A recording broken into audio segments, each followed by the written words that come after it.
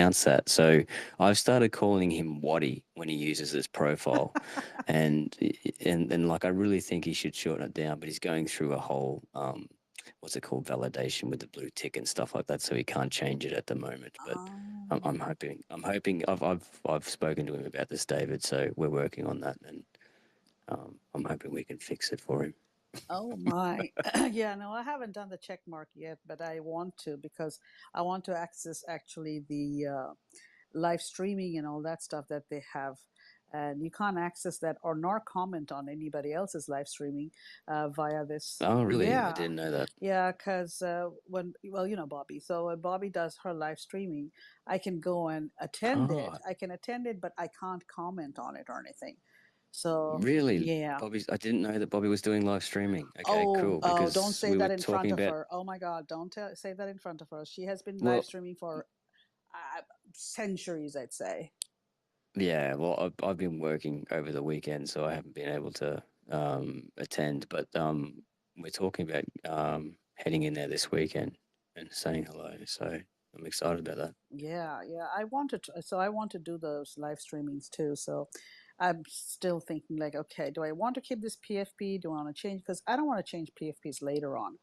So I just want to stick to one. That's it. So this one's okay at the moment, I guess. I don't know. I haven't really had bad comments on it, but I don't know if I should make it more clear or just keep it as is.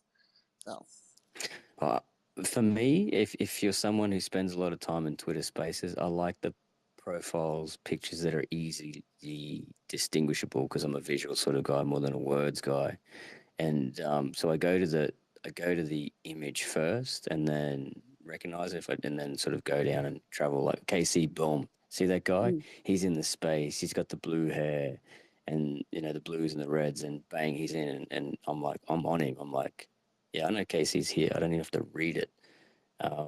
But yeah, so I like those profiles that are distinguishable, the PFPs that are. But Yeah, that's just my view. no. That's I agree with you. That's the reason I've been contemplating is making because I like my cowboy hat, and I just want to. I think the focus should be more towards make it a little enlarge it so there's the yeah, face they can see better. The other one I had yeah, was a face, and then I just went. This and was just done. mm, and from a user experience too, you're actually easy to find, Femi, because um, even when the profile picture gets even smaller, when you go into your homepage and you start to see, okay, what spaces are going on, I can easily recognize you. Um, as for Waddy, he just blends in with the rest. KC stands out like what we say in Australia, stands out like dog's nuts, like it's just in your face. Exactly. So yeah, so that's why I just want to enlarge it a little bit. So, but I do want my cowboy hat, and I do like wearing the red. So I might just do that before I get the check mark. That's the only thing. But well, hello. I think Casey just came up. Hi, Casey. How's your day been going? Hey, really good, Fahmi. Nice to meet you. Nice to talk with you. Same here. Beautiful. What's up, Pearls? How are we, mate? What's happening? Hello, how are we? And I see that May Wish is here as well. May Wish. Yes. May Wish was Yeah, up chatting to before. Yeah. She's posted down in the bubble. Has she posted it yet? She was No, going to. I don't see her work in the Oh, bubble yet. oh, okay. Maybe she All right. didn't put your work in We'll the wait for bubble, that. but yeah. I'm gonna go in there and see what yeah. she's got in her profile. Sorry, you were saying? I'm saying I did send my work in purple. Okay. Maybe I'm just not seeing it. Ah, yes. Okay, okay, Is okay. it Yes, I is see. it It's is it your pinned tweet? it's a pixelation piece of a bird on a little patio thingy outside pixel art, I guess. Ah. Oh yeah, okay. I have to click show additional content. That's weird. I've never had to do that before. Must be with the update. All right. So, but anyway, so well, again, just a reset. We've got quite a few people have already come in. Hey, EB. Hopefully you're not driving, but you're home. EB's usually driving. So welcome, welcome, welcome to Creatives Talk. And so, and I see there's somebody else who just popped in. Hi, Mohammed. And So we're yes, sir.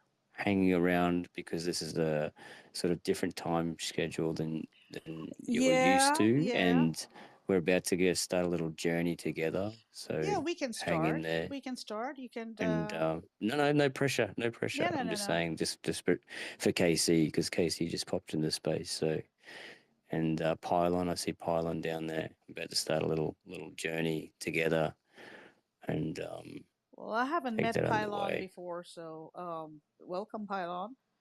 And I have not met. I think I might have seen Casey at your space, but haven't really met him. So, Casey, what do you do? Let me see. What I haven't even gone. Do you create art, or are you a writer? So yeah, I am about 2 years into my image art journey after a lifetime of being a creative in mechanical stuff and finance. And I am a founder of an app that takes your financial data and makes images that are dynamic out of it for an education tool. And so I'm using art communication for education. Ah. And so, And who are you educating? so youth, it's the youth and the elderly Wow. are the most prominent needed demographics. And so, again, explain the part that you're educating them on. There, it's kind of a stale word, so I try not to say it, but it's financial literacy. Um, Yes. and so, uh, it's literally reading yourself, not investing, not where to put your money or how to make your next thousand X get. No, just how to actually read your position, like um, like a reflective technique, so that you can more easily see the financial position you're actually in versus fearing the one that you're not in. Does that make sense? Yeah, but is it also like just money management? It is the step before money management. Okay. I am striving for the foundation of education. And to really become educated in financial literacy, you have to actually be able to read your money. And it is such a barrier for most people that art crosses so well. So that's that component of it. I am also along those lines trying to live the dream and explore my artistic creativities in imagery and animation as well. Ah, but that's one of the things we hear a lot about is the lack of uh, understanding money, whichever way, whether you call it financial literacy or whatever, from when kids are in school and before they have started life, even like college life. So they have absolutely very little knowledge of how to go about it. And yes, it does panic people. Numbers do panic people. And I understand when you're saying the elderly and the very young. So it is. It is. I wish school curriculum would have that as a training, just basic understanding of money. Oh yeah, and you know the thing about it that's the most sad for me is that it's shame that people experience when they don't know, and I want to alleviate that because that's a very painful thing for people to experience firsthand and lose the value they worked hard for because they couldn't read. Mm. So I see it as a kind of a critical social problem to solve. No, it is a life skill. It is a life skill, and it's a very important life skill. So, well, congratulations to you. Kudos to you that you are taking up this thing. It's not an easy job, I'm sure, but I wish there were more and more people who would do such a thing.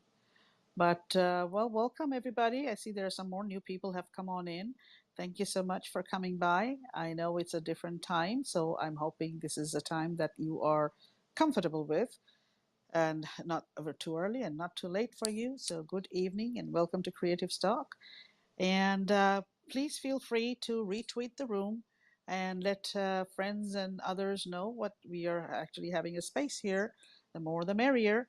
And yeah, Mavish, sorry, you have your hand up. Yeah, thank you so much having me here, Fahmi. And it's early morning for me, and I have to rush out to my workplace. I really wish to stay here and listen all of you. Um, yeah, but I have to go. So have a good time and have a great space. And goodbye, everyone. Well, thank you, That's okay, Mavish. Mawish. Yeah. Thank you. It's a recorded space, so you can touch base later on. Yeah. Yes, Okay. you Bye. definitely can. Thank you. Have a great day.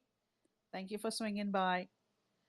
So, well, Earls and Michael, y'all want to introduce yourselves? And so we have two guests today, people, Hurls, Michael, and we're going to have some fun experience in a journey that they are working on, I guess.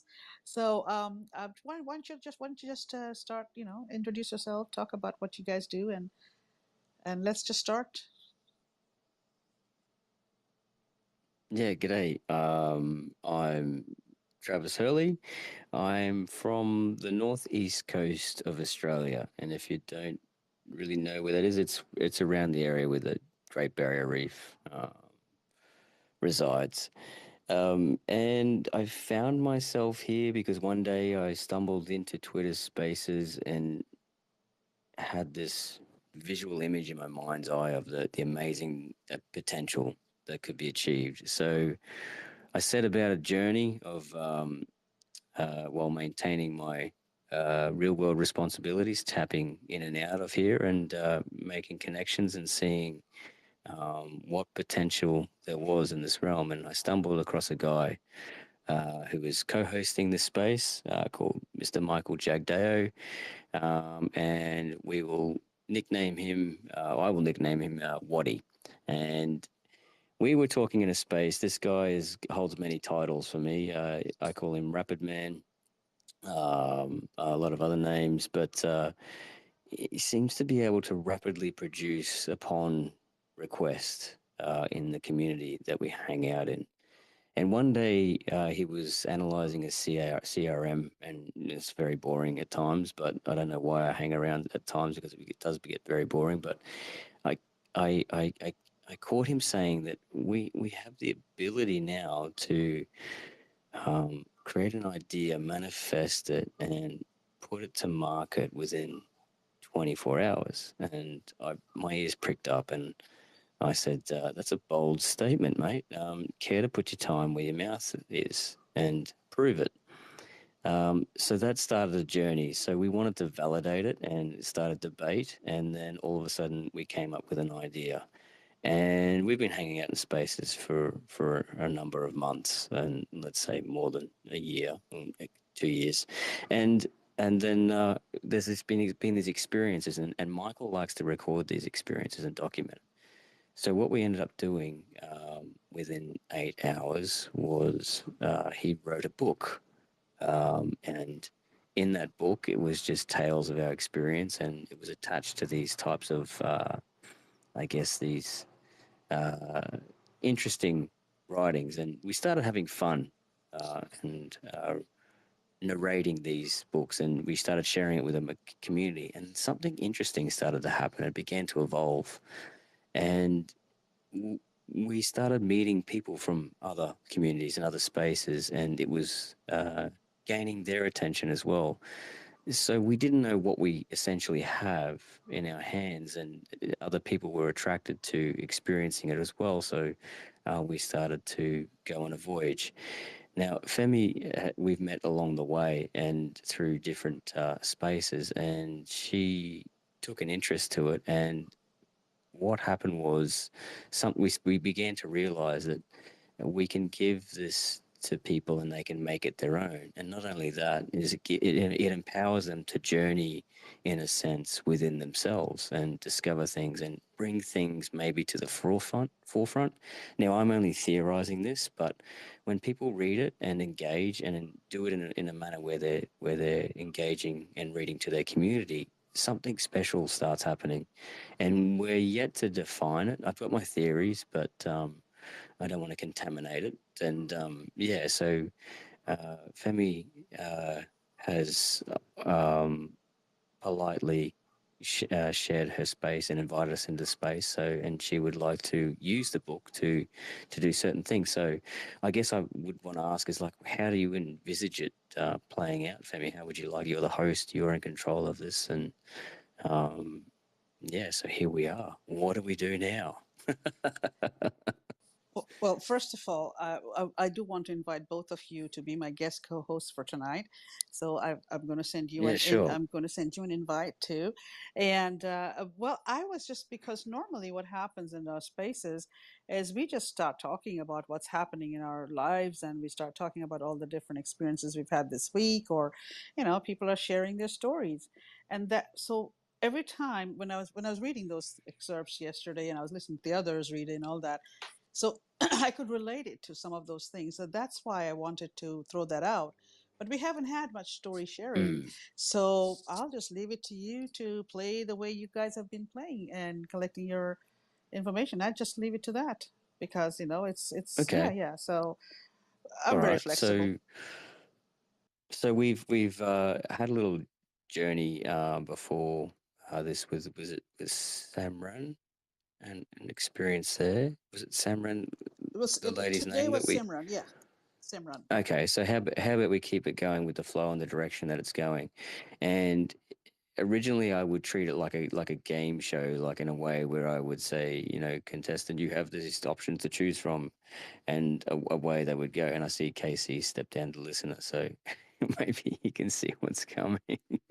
um, but then what happened with Samram was we sort of more explored our imagination when we did it. So the book has three phases within it, and within those three phases is a number of chapters. Now, David has expressed an interest. Femi, I'm wondering if you or David would be interested in participating. And what we did with Samran is we just basically journeyed through, and I sort of narrated it in a way that could sort of I was trying to engage with her imagination, and it did some interesting things, and we got some great feedback. Right, like I thought it was a positive experience, and I hope to catch up with Samran later on and see what's happening and keep it touch base with her from time to time and see and get to know her better. So those sort of things are happening. And when we did that, we sort of came back and we said, "Wow, this is an interesting thing. It has multiple facets. It's like a book that essentially doesn't have to be navigated in a way where you turn page one through to three, and so you can sort of use it as more of a tool or a manual or a reference, and just basically flip to the phases, see which phase most appeals to you, look within the chapters, see which chapter appeals to you, turn to that chapter and read it out aloud and to yourself. And Femi, when you read it, we just loved it. We absolutely adore the way you read it. And if you have a look down in the chat bubble, there's an example of that there, where you do that. And the thing that I found most important is to do it in a safe space. And the more that you can be in a safe space, that I think that you do this, the more that you can close down your senses that you need to protect yourself, and you can allow that mental capacity to expand and journey into this book, so to speak. So special things, I think, are happening, and we're still figuring that out.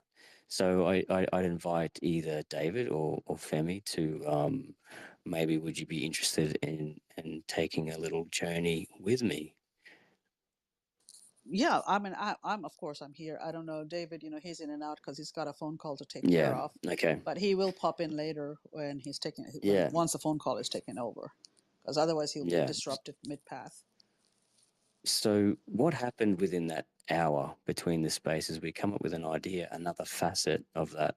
And that facet was to create like this mini MEBS website. And Michael, if you can send Femi the link while we're co-hosting here. Now, I know you hold dear to the space and the host. So you can either choose to go down the website pathway that Michael sends to you, or we can stick to what we've been doing in the past, is where we go on this little journey together and I narrate it, and then we follow through and we see where we end up. Does that sound like, so you have two options now? So you can either engage with a website and have some visual images, some visual input, and choose to go through that way, or we can stick with the narration. Up to you. Well, since the website would be something new, something different, I don't mind exploring that side. I'm always curious. Okay. So let's. Michael, can you hear me? Waddy, Mr. Waddy, mulling around and doing things at times. So I'm going to find my access to the book while he's doing that, and I'll read out for the listeners the three phases within the book. How about we do that while he's getting that sorted? And I don't know, maybe you could post it. Yui, I don't know if you're ready to share it yet or not. I'm not sure if you want to share that for people to have a look. It's only in its draft phase at the moment, but essentially what it is a website that has a bunch of titles within it, and you can click in and see and go into these different doors and journey through it that way. So yeah, there's three phases. Have you got any DMs yet, Femi? I did. I did. I just see artwork, and I see the same headings, titles that Okay. have All been right. shared in the past. All right. So because of your amazing way of commentating and navigating through these things, do you maybe want to describe what you're seeing? And it keeps that sort of engagement in this sort of space. Well, it's interesting that when you open up the website, the first picture you see, it's a very Gothic architectural structure that you're inside, almost like maybe a church, or more of not the actual church where you are sitting in a pew and all that, but maybe the storage side, or where the offices might be of a church. But they've got some beautiful arches all around, and the windows have got this. It's very, I think it's called Gothic, I would say. But they have a question: which door do you choose in the realm of X? And it's just, and you can see these doors, and I've seen them when I was traveling through Europe, and so it reminds me of that. And it's very intricate designs, very lattice work, and all that stuff. And there are numbers to choose from, and those numbers are actually related to the different headings or doors that we can go into. And so there is one heading is transforming conflict on X. The next one is applied social engineering. And again, each one, as I'm saying, the scenario changes. So the first one, when I said the number two, was transforming conflict We've lost on you. X. So maybe. Oh, you have lost me? You can't hear me? I can hear you. Oh, so it's me? Could be. I've lost Femi. Okay. Family's coming in to clear. All right, sorry. You want to go down and come back up again? If Ken Hurls hear you, tell him that. Yeah, go down and come back up, Earl, if you don't mind. So while he's doing that, I'll go back to the website, and so the first one was which they're telling you which door would you choose, and then the next one says transforming conflict on X, and that's the doorways heading. And the scenario we see is, again, now the arches are huge, large, beautiful arches on the very high ceiling. And it's almost like we are in a hallway. It could have been the hallway of when you enter a church, of the old Gothic church or the Renaissance or prior to Renaissance. What would I say? What era would that be? But I don't know, Michael. But it's not a church entrance if you look carefully. There are actually libraries on the two sides. You can see books that have been stacked up. It's a place, it's like a library room actually, but a very ancient medieval-ish format with lovely chandeliers coming down, a crest on the wall. So it's very interesting to see that they have globes, and you just like watching through something and into this wonderful land of transforming conflict on X. That's the background they have there. And the third one is, the heading is saying applied social engineering, and it's like a dining hall with a beautiful fireplace and lots of tapestry hanging from the walls and beautifully carved intricate lattice work on the what you call those pillars on the sides, and again archways on top holding up those the ceiling, and the wooden, even the wooden table and long bench, so it looks like from really ancient times with candles on the middle of the table, but the table and the seating area, the benches, are actually carved on the sides, and they're on a beautiful carpet. And you can also see it's not a checkered floor, but you know it's some kind of marbleized floor there, which is black and white, stonemason kind of a thing maybe. And then you go to the next room of choice, and that's called the Villains of X. And here, all of a sudden, you see a collection of beautiful statues of that are on tall, tall stands, and it's like somebody has been collecting from. Is it, you know, you question, and I was thinking like, is this from the Renaissance period, or maybe it's prior to this, from the Greek period? Because it's a lot of these things. They look like they are statues of people who may have been philosophers or educators of some kind, because they've got this garb that they're wearing, those long lots of folds in them, that kind of clothing that they've got on, and they've got this wise look on their faces, and they're really large and tall and all around beautiful carvings, but statues and statues and statues. And so that's, and there's a lot of light in that room. And the last, number 5, says, X is a pool of Narcissus. This actually came up, I think, recently within our conversations. And the fun part of this book is that it's developing and it's evolving as the conversations are taking place in these spaces with the community, with the people. And Michael keeps coming up with another chapter or another heading, and it's just literally growing. It's got a life of its own. Well, the X is a pool of Narcissus has got a beautiful green, almost indoor pool, but it's like within a. It's not in an atrium. It's more like a. You can see that it's under a ceiling, but then you can also see a patio-like area on the outside, where there's a nice little light coming through, lily pads in the greenish pond area, and there's just one statue there standing. And again, they've got this beautiful archways all around, pillars and lots of vine, and it's very serene and very reflective.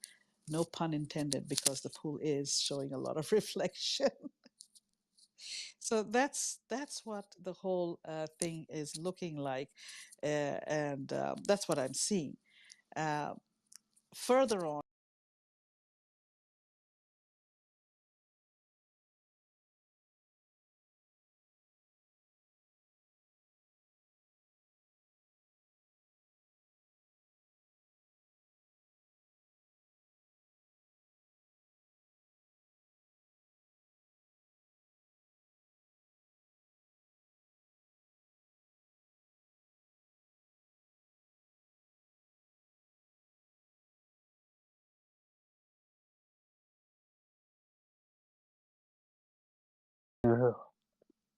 How do you feel so far? Have you made a selection based on what you've seen? I think according to, because now, so to tell the people here, in the past, I had only been given headings, and I picked up a heading and I resonate with the heading I liked, or I'm curious about what's the heading or the title rather, and I would go like, oh yes, I want to talk about this. I want to read about this, and then I'm giving my how I feel about it. And it's just like when you've taken a literature class and you give your little footnotes of your own and you write down your feelings about it, or you literally are having an argument with it by yourself, and all the stuff that we always do. Well, some of us do. We talk to ourselves. But looking at the pictures now, being a visual person, obviously, the picture does it I think it touches another side inside you, and makes your imagination go further. Before previously, just the title got me curious, but I wasn't sure what the writing, the whole paragraph, was going to be about.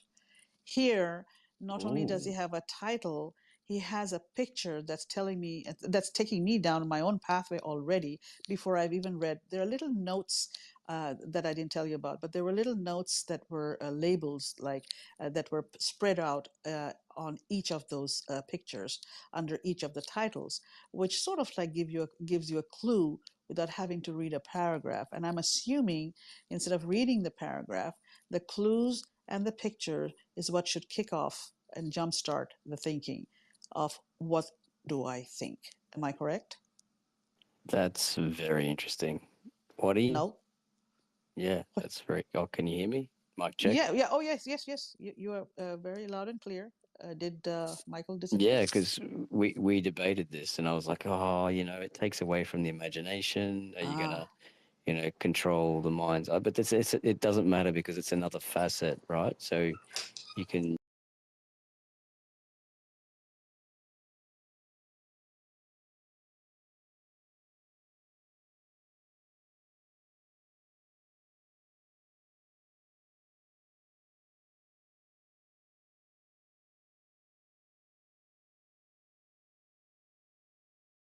For Thank you you. to pick up the experience in the same way you did it with Simran for the people who haven't experienced it before. Yeah, wonderful. So yeah, people, it's on the Jumbotron. Then you'll know what on earth is Fahmi talking about. And so then now you can see what it is. But to me, it was like, since it is made by Michael, it was his thought of what he perceived it, the picture should be like. Now, what if I was doing it? Would I have picked up the same thing? Because he picked up a certain era. He's got the same theme when it comes to the architectural design. He's got that same design. He likes that design. Maybe that's his preference. Maybe that's what he's historically, is interested in that time period. His the one that talks about the heading that has about the enlightened, was it the enlightened person, where all the statues are in the room. It's again, some of them are, if may I dare say, cliche, um, because it's like, like you expect to see that when you are thinking of that word, like the villains on X. It's like, are these guys faces? Is it because are they figures from historical something, or what it is? What is it? Why did he choose this kind of statues? And then but some of them make sense to me, like the reflective pool is a pool of narcissus. Here it's very cliche, definitely, because of the reflection, the pool itself. You look into it because that's what Narcissus, the god of what was his name, but that narcissist god. That's what he used to do. Apparently, he was just stuck at the pool. So maybe he likes mythology. Maybe he enjoys reading. So instead of this, I'm thinking about yeah. Michael. So I'm thinking, I what think is Michael his thinking? name, his name was Narcissus. I think that's like, Okay, so yeah, yeah, that's where the name comes from. The words come from. So the pictures, each of them are different. Like the one with applied social engineering, it's the word engineering sometimes throws me off, me personally, because I always think of things being put together, but it is social engineering. So it's where agreed, you would sit agreed. around. Yeah, so it is sitting around and you are actually engineering, building, and what is it that you're building through your words and conversations and the gathering. It's like a gathering hall. That's what this is. It's like a gathering hall. So, So what but I what love words the. would you use instead of applied? So, sorry to interrupt. I'll be quiet. No, no, no, Keep going. no, I was no, just no, no, no, interested no. in the words that you would use. No, I think I like that word. It's just that I always think of engineering as construction, right? Putting together, building, the architectural side of things, the blueprint of before building all that. So this is quite appropriate actually because it is the social engineering. You are constructing not a bridge but maybe a bridge between cultures. You're not constructing a building but maybe you are making a building and scaffolding various emotions and thoughts and all that. So you have to sort of translate that and make a visual interpretation or a verbal interpretation through the cliche word of what it traditionally means to what can it mean now, which is again the whole concept of what you've written. Is it's what is it to the with the like yesterday I was saying, like Canterbury Tales, it is the contemporary Canterbury Tales. So that's, I'm probably rambling now. So hello everybody, please No, not welcome at all. again to Creatives Talk. We are having a very interesting journey time that we're taking through some of our experiences. We have our guest co-host tonight, Michael, who's written a book. Well, it's still evolving, about what I learned on X, and that's what he calls himself. That's a big one. So, so Hurls, our second co-host. Well, he's not a co-host now because he keeps falling up and down, but. He calls him Watty. So sometimes you'll hear him Watty, Yui, Michael. They're all the same person. The guy with the X and the PFP, the co-host. And I see down here we have Alsan. How are you? Good evening. Good evening. And Jokey. Hi, y'all. Dan and Rob. Everybody, welcome, welcome. Hey, Alsan, how's it going? Yeah, I'm doing great. Well, thanks for asking. So, how are you guys doing? We're doing great. We're doing great. We're just having a very interesting conversation about hmm, resonating about thoughts, about what triggers what, domino effects of various visual things and words. And so, have you heard any part of what we were doing? Actually, I don't understand due to my English problem. Sorry. Oh, no, no, no, no worries, no worries, no worries, no worries. It's just it's all well and good, no worries. But hopefully you're doing well and your llamas are doing well. So I'm gonna go back again to the so that we don't interrupt this thought that I was having, that Hurls was having. So I want to hear his thoughts out and how he wants to use his visual part of this thing. So Hurls, back to you. Okay, so it was great to hear you take us on that journey, and the fact that you got more out of it. I'll invite the co-host. I'm not sure if it'll cut me out, but we'll see how it goes. I'll Oh, okay, accept the invite. that's okay. That's Um, and yeah, so I'm just intrigued now. So for me, what I was thinking is maybe we go on this journey together. Traditionally in the space, okay. and then maybe you'd like to pick someone, or someone can volunteer to do it. I'm not sure if anyone's the important thing is that it's done within a safe space, like you're made to feel safe, and at any time that you don't feel comfortable doing it, you can bow out at any time. That's what I want to stress to people. So yeah, that's the whole, I guess, environment that we started on. I, to me, I hold that dear. It's something that I hold dear when I do this sort of thing. So yeah, so Yeah, shall well, we go let's on a let's journey just together? yeah, let's do one, and then we'll see if people want to come and join. That'll be great. It would be wonderful. So you can see a sample of what the heck is going on. All right. Okay. So I guess for this exercise, I really want to try and engage the listeners and the people that they're interested, their mind's eye, their imagination. And for me, that's something that I need to work on as a voice actor in this realm. And it's about sort of getting off script a little bit too. So I'll probably challenge myself in that realm while we do this, and just to have a bit of fun. And I'll bring up the chapters and let's see where we go. And if you want to feed back into this too, Femi, at any stage, if you want to maybe describe what's happening in your mind eye, because I know you've got a very elaborate imagination. Like you see things when people are discussing it, a very visual mind's eye. Is that correct? I think I remember you Yes. saying that. Okay. Right, All right. right. So I do. this might be a bit of fun. Okay. I'll let's see if we can begin. Let's see how we go. Where will I start? We have this realm. We have a mental capacity, and within that mental capacity, a lot of things are going on. A lot of things are traveling into our minds. A lot of things we're not aware of. We have a number of senses. We have a number of capabilities. In our mind's eye, we have an imagination. And today we're going to try and tap into that imagination. But first, we need to relax. We need to feel like we're in a safe place. And you need to know that you are. Are you in your home? Are you sitting comfortably? Are you relaxed? What can you feel? What can you observe? I'd like for you to now think about that. Can you feel a breeze passing over your skin? Can you smell something? Can you hear something? What senses do you need to stay with me? Focus on those.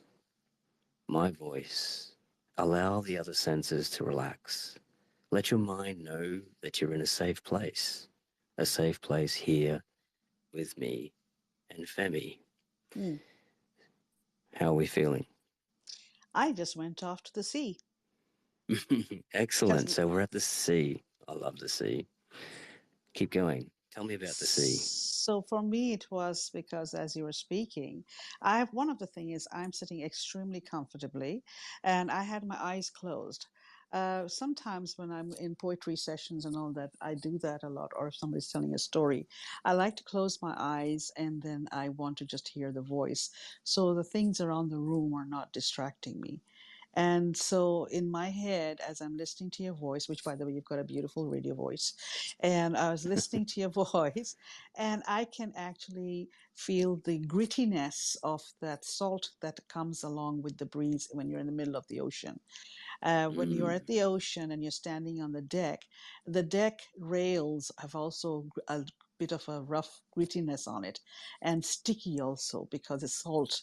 And that salt is also, it's sort of makes your hair sticky and all that. mm, But if you just close your eyes, and I always enjoy watching the ocean, and the sea is not rough. The sea is actually smooth like satin, and mm-hmm, the cloth satin, if you rip it with a very sharp uh, shears of scissors, then how mm-hmm, it would come apart without any ripples. And that's when I was thinking about, because when I was to be at sea, you could see the waves not breaking, but they're smoother. They're not the usual choppy look. They mm, have a smoothness in it, and you can also feel. You can see. I used to see the sparkly color in them because a little bit of spray would actually the sun sparkles, they're like diamonds shining, and there's no ripples because you're just the ship's bow is actually cutting through it, and it's a very smooth and calming time because it's not a rough sea. And I just went back there. That's my childhood. That's how I grew oh, up, and that's how I spent a long hours at deck. So that's where I went. nice, nice. I like that. Let's stay there. Let's hang out in that space. So within this realm, this space of velvety satin sea, where the sea is calm and not disturbed, Mm. where the salt is in the air and crystallizing upon your skin, it brings sensations within to let you know that you are alive, you are living, you are there, and you're experiencing it all, remaining in the moment. Now, within this moment, there becomes an opportunity to take 3 different ways of voyage, whether that voyage be through portals or whether it be heading to the beach, seeing a cave, seeing 3 different boats. We're in that realm now, that realm, that imagination of yours, and you're going to tell us what you see. I could see 3 boats. You can see 3 boats? Okay. So these 3 boats, what do they look like? Where are they positioned? Bring us into the imagination. So for me, I would say obviously I'm near shore and I'm no longer in the middle of the ocean. Since I'm near land, so there must be a beach around somewhere because the boats are more the colorful sailboat-like things. But one of them is actually not a sailboat, but I've always been fascinated by those dhows. They are those big, huge. If you ever go to see those Egyptian boats in the ancient times, Oh, yes, yes, so yes. they still have those kind of boats in the Middle East, and so it just sort of like disrupts the, or it doesn't disrupt. It just sort of cuts through the whole scenario of contemporary holiday. Everybody's having a vacation boat versus this dhow in the middle of it, which is from the ancient times. And it might be a very old boat. It could have been a boat that has been handed down from grandfather to father to mother, to son. You never know. I don't know. But they still use those kind of boats. And that's what I see. I don't know why I went there, but I did. That's interesting. That's perfect. So are we seeing 3 of those boats or 3 different types of boats? I see only one dhow. The other 2 are just sailboats that people would normally use, everyday contemporary sailboats, colorful, little blue or red with nice little sails, Excellent. just relaxing. Excellent. Okay, so on those sailboats, we're going to allocate a name, and these are the 3 phases. I think we should do that. So we're going to give 3 names, and they've got strange names, these 3 boats. And the first boat that you're going to associate a name with is called Transforming Conflict on X. So which boat would you like to give that name to? The dhow, the big one. Okay, excellent. So we have the second boat, which is a sailboat, and either of each sailboat. So choose one of them, and which one would you like to give this name to? Applied Social Engineering on X. Sorry, I'll say that again. Applied Social Engineering on X. The little red boat. The little red boat, okay. And the third and last boat is the villains on X. So we have 3 boats with 3 names. The dhow boat, Transforming Conflict on X. The sailboat, Applied Social Engineering on X. And the little red boat, the villains on X. Which boat would you like to explore? I'll take the big one. The big one, Yes. Transforming Conflict on X. Yes. So we approach the boat. It's sitting there in the mellow, silky water, the crystalline salt still on your skin, the breeze lapping over. You can feel the tingling sensations as it dries and cracks. Within the boat, there are a number of doors leading down below. It's interesting because you didn't realize, but when you get to the middle of the boat, you're surrounded by these doors. These doors have names upon them, and we're going to associate these names to each door. The first door that you discover, above it reads, The Apple of Discord. The second door reads, I didn't have a choice. The third door, Why Fights Are Creative. The fourth, Don't Take Words Too Seriously. The fifth door, The Barrier to True Knowledge. The sixth door, Attacking the Funny Bone. And the seventh door and final door, I am because you are. So there's a number of doors. I am because you are. That was quickly chosen. Yes. Okay, so what are you thinking about this door? Like, why choose this door? What's appealing about it? I think it's the way it was said. I am because you are. Because everybody has some kind of, even though we are all on our own journeys, we are still codependent on some kind of ripple effect from another person, whether we know them or not. So it's not necessarily how we always assume that because I'm related to somebody or because I know them, they have had an effect on me. It is because of their existence only, just their mere existence, I can actually have an effect on me. So whatever they do, I will still have a domino effect, whether I'm related to them, whether I know them or not. So therefore, I feel I am because you are. That's the way I took it. I don't know. Excellent. This is great. It's going well. Are you enjoying it? I love these. Okay. To me, these are creativity exercises. They really stimulate my Yeah. imagination. Okay. So we approach the door. We open it. It creaks.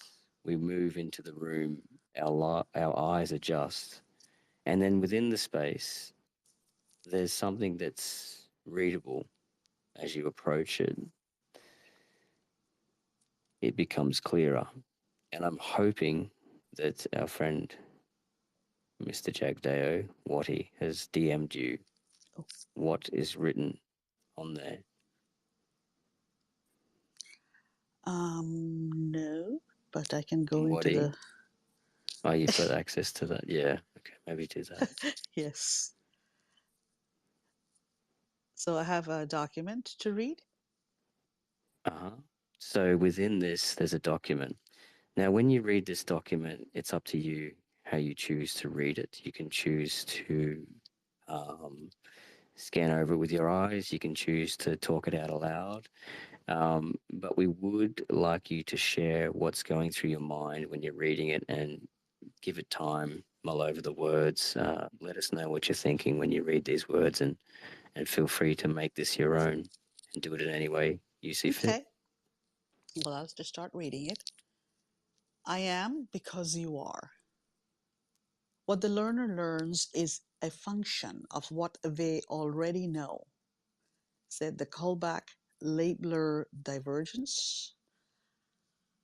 One time, I was teaching a student at Jane and Finch how to play a song on the steel pan.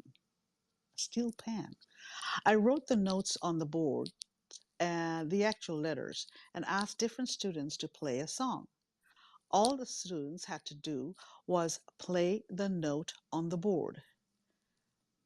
Then I ran into a problem. One student just wouldn't look at the board. He wanted to watch me do it so that he could copy what I was doing.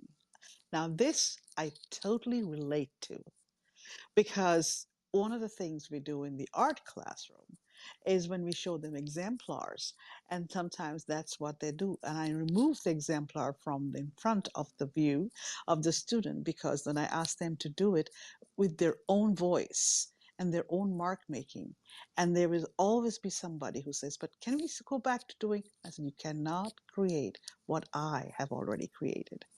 So back to this. I was confused. Why wouldn't he just look at the notes on the board? Then it hit me. Uh-oh, I don't think he can read. What the learner learns is a function of what they already know. The callback labeler divergence. I hope that's you pronounce labeler. There's an assumption that we make when we talk to people. The assumption is that other person organizes information in the same way we do, and nothing could be further from the truth. So true. Because that is so true. And we assume not only as a teacher, because this is a teacher saying it, but also as peers, as parents, as just somebody who just seems to always want to help out maybe sometimes, or but assumption is something we do very easily fall into that little pothole. The medium is the message. said McLuhan. Why did Trump win the election? Because he understood television. Heck, he had 10 years to perfect and position his public persona on The Apprentice before running. Plus, TV is a medium of entertainment, and so the most entertaining go to the spoils. In The Act of Creation, Koestler outlined 3 ways to express any message: a joke, a logical statement, and a work of art.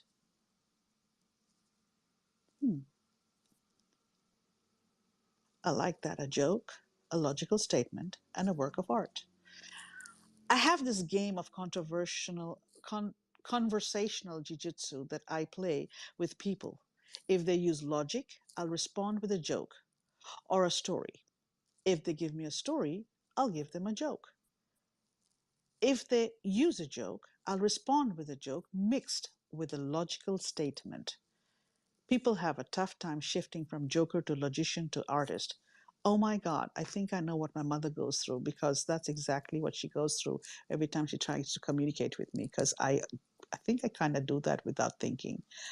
Communication is also a function of our dominant learning styles, of which the 4 are kinesthetic, the touch; auditory, that's hearing; read and write, reading and writing; and visual, which is your seeing. To know how to communicate, you have to know who you're communicating with and how they prefer to be communicated with. Duh, obviously. The problem is, most people communicate to dominate, not to communicate. Ah, this is a beautiful sentence. Most people communicate to dominate, not to communicate. The conversation they want isn't a debate, it's a pitiless monologue. It's almost like you hear, but you're not seeing. You're hearing, but you're not listening, I'm sorry. And you're looking, but not seeing. It's almost like that. In the end, it's not what you say, it's how you say it. Bingo! This is so important. Some people complain about a glass ceiling when it's their own communication skills that are preventing them from rising to the top. The skills that get you to the party are not the same skills that get you in bed. You know, and this is so important here in spaces, because we lacking one thing. We don't get to see body language. And because we don't get to see the body language, we have to hone that skill of communication, of listening, and also hearing those little notes within the voice and how it came across. So different levels require different skills. That's why growth requires the beginner's mind. Bravo. Bravo. Very well written. Loved it. Every time I read more and more of this man's writing, I get so much more intrigued. And the more I try plugging it into my daily life of where I've seen this happening, where is this happening? And you've got it all in a nice little package and with a bow on it. And I'm like, oh, I wish I could so eloquently. These are so eloquently put. Thank you.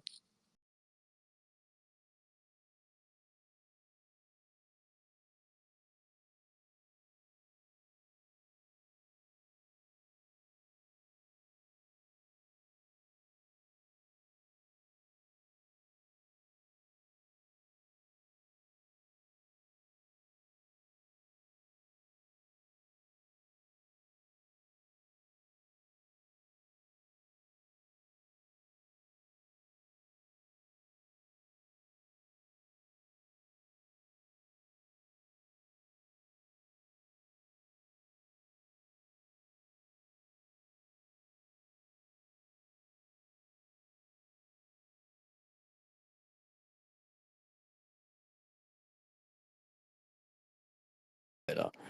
And that I think is powerful amongst Twitter spaces, because we get stuck in these little communities and we have our trust circles and things like that. But for me, I'm a traveler. I like to journey and get out there and learn. And this has given us, it's like our little ship to go out there and be part of, be invited in and to be welcomed and share a journey. And now with what you're doing, your spaces and this storytelling and having these episodes, you have this at your hands. You know, Michael's decided to gift this to you, and he only releases one copy at a time, just to journey with that person. So we're really excited that you have. Well, I'm excited. I know. I'm pretty sure you what he is, and so yeah, it's. We hope that you can integrated into your shows, and there'll be people who come up and talk to things, and you'll relate. And if we hope that you're able to take them on a journey in your own way, just as we've done, because that's what we've done. This is what Michael has done with us. Michael has been so giving with his time, and he shared, and it opened many opportunities for me. And so this in a sense was me basically calling out the teacher and saying, "Hey, teach, you're preaching this, but I want to see you practice what you preach and teach."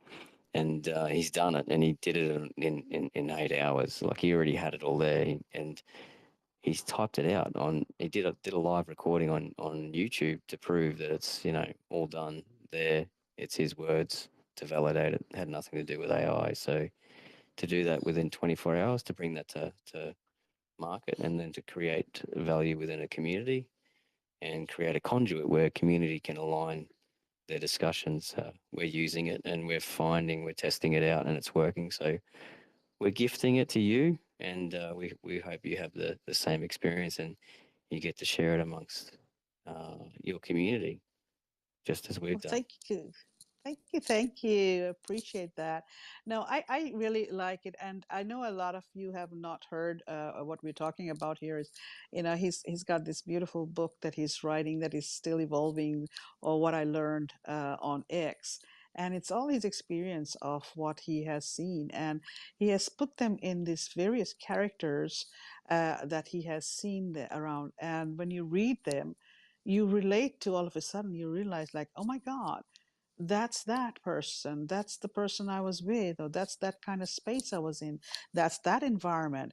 And a lot of it makes sense because it's sort of like flayed, how you do crochet. Now, for those who don't know what crochet is, I do crochet a lot. It's the drawing of the human body where the skin is flayed, and you study the muscles and the tissues and the bones, and you draw that. And so that's what I do. And so to me, this is like crochet because the skin has been flayed and laid back neatly and nicely as we are actually exploring through the muscles and tissues of that whole space environment, that X environment. So it's an crochet of the X. Oh, that sounds so tongue-tied. But that's the way I've been enjoying it. But again, my imagination goes all wild and weird and strange. So, hey, Dan, how are you? I'm surprised you're still down there and you haven't come up to spiel one of your monologues. I love hearing Dan and his monologues. And so, yeah, so that's basically what we're doing. Hi, Mel. How are you? Feel free to come on up. Tell us what you felt, Mel, when you hear all this conversation. I would love to pick your brain if you're not busy. Now, Mel's in Australia too, so it's got the same timeline. Hey, Graham, Yeah, thanks I for think having we've me up. spoken before. Sorry, Okay. Hey, Danny. Hey, Dan. How are I you? was lurking down there. I Uh-oh. was eating Pringles. You can't really eat Pringles on the stage very well, so I Ah, want to be sensitive to all the listeners. But I like I the hear you. conversation. You guys are talking about some deep stuff. Um, that's the nice thing about what I learned on X. It's sort of like what's that Russian doll thing where it's like the doll inside a doll inside a doll. Yes. Yeah, I forgot the name, but I know what you mean. yeah. That's what Michael was when I met him. I was like first time I met him, I was like, oh, this is kind of cool. hang out with them, then turn around. I'm like, oh, that's weird. You look different. And then you're like, okay, walking around, talk around some more, turn around, and I'm like, oh, that's weird. You can mimic nature, and you're kind of invisible, but I know you're still here. That's neat. So, and then from that, just got to meet all these other people, and of course, Hurls was it was kind of that's the whole thing with people that have accents. They get into a room and everyone's. I feel like in America we're all sort of like like me understand, me not know either. Me too. Me think media not as smart as me. I think maybe I'm smarter than media. Me think. Me agree. You want to get car? Get my cheese. Wait, go to Hooters first. I like Hooters. And then like Pearls arrives. He was like, "Hello, good gents. How you doing, young fans?" Fuck. He talk funny. He talk fancy. Shut up. Listen to him. Hello. My name is Hales. I'm from Australia. It's not an island. It's actually a country. We're very tired of being called an island, by the way. We're not an island. Sure, half of our country is filled with these Aborigine. I don't know. And yes, there's tall creatures that are like kangaroos, but basically they can bite you. I mean, they're the same height as you. That's kind of fucked up. But yes, that's half of the country. We're more than just an island. I mean, country. Yes, that's the whole thing. That's fun. And they basically encouraged me to do characters and monologues and weird things, and that's fun. It allowed me to really go. And it's even better when I'm like kind of stoned. I'm not really stoned at the moment, so there's like more. There's more shit that's like in my brain. It's like there's like a little guy at the end of my brain, just like as thoughts are running down the end of the slide and going like, I can't wait to go out of my hell. They're all piling down that slide, and then there's a person there going, "Hey there, how you doing? What are you?" "I'm a racial slur." "Yeah, no, I know. Let's hold off on that." "Oh, come on, no, no." You're like you can't let that out, but then you'll let. What are you? I'm a thought from like 4 hours ago that just came back up. Oh, that's cool. Go ahead, have at it, and that thought goes out, and then you can have that discussion, and it's like improv. That's what our spaces are like. I think that's why I think they're a lot of fun. Is that if everybody and once your friends all once everyone knows that we're all capable of improv, well then we can all like well one if there's three of us we can show up at the channel and maybe act strange enough and get find out like a way to get to the stage. That's always fun. That's like the first thing you're really trying to do. You're trying to be like, I'm just going to be the weird listener that maybe laughs inappropriately. And then people are like, why are you that guy laughing? That was a really sensitive piece. Right. So now you're like standing out of the data set a little bit. And then you kind of move up. That was the first thing that I kind of learned. And then the second thing I learned was like how to diffuse bullies. Like there's always the person on, you guys know this. Jesus. I mean, like we're on Twitter. We're on. Well, it used to be called Twitter. Like fuck it, it's still Twitter to me. God damn it, because I'm not gonna let this X equals Y shit like fuck with my brain forever. Fuck you guys. I know what X equals, and now I gotta like live around well, it's like KFC like rebranded as X, and they're like, come on in, get the new bucket of chicken. You know what I mean? You know how many people would be like, fuck X. You know what I mean? It's just like you rebranded everything in my head. Now I gotta walk around and not only do the math of X equals 35, but I have to think about chicken at the same time. Fuck this brand, right? Yeah, exactly. There's a lot of that shit going on. And the And OpenAI that is Y Combinator, but with a cuckold problem. Wait, I'm sorry. Go ahead. I just say, and that, ladies and gentlemen, is Dan Rockwell, who loves All to right, do sorry about that. I went monologues. on a thread there. No, no, no, no.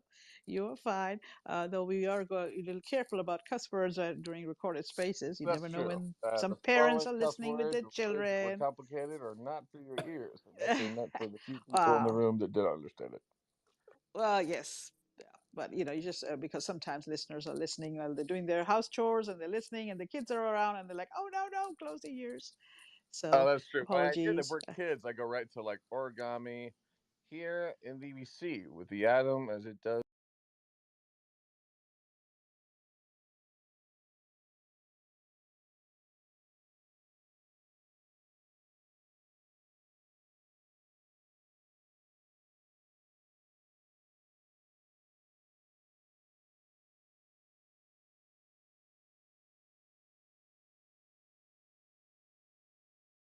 GPG. PG Dan, that's a new profile, Dan. You could do an alt account, PG Dan. That's a great idea. Yeah, that's a challenge right there. I'm like, man, that would make me want to go to like Japanese so I could sort of get my cussing out, but it would be be gibberish for everyone. But that we do that too. We often do uh like a room where everyone's being as gibberish as possible. So like all the answers are like, no, I believe that, but phase dimensionally, I think with the quadratic, notion, we can't move forward unless we also move back. What the hell Yeah. does that mean? But that's great. You get to practice all that shit.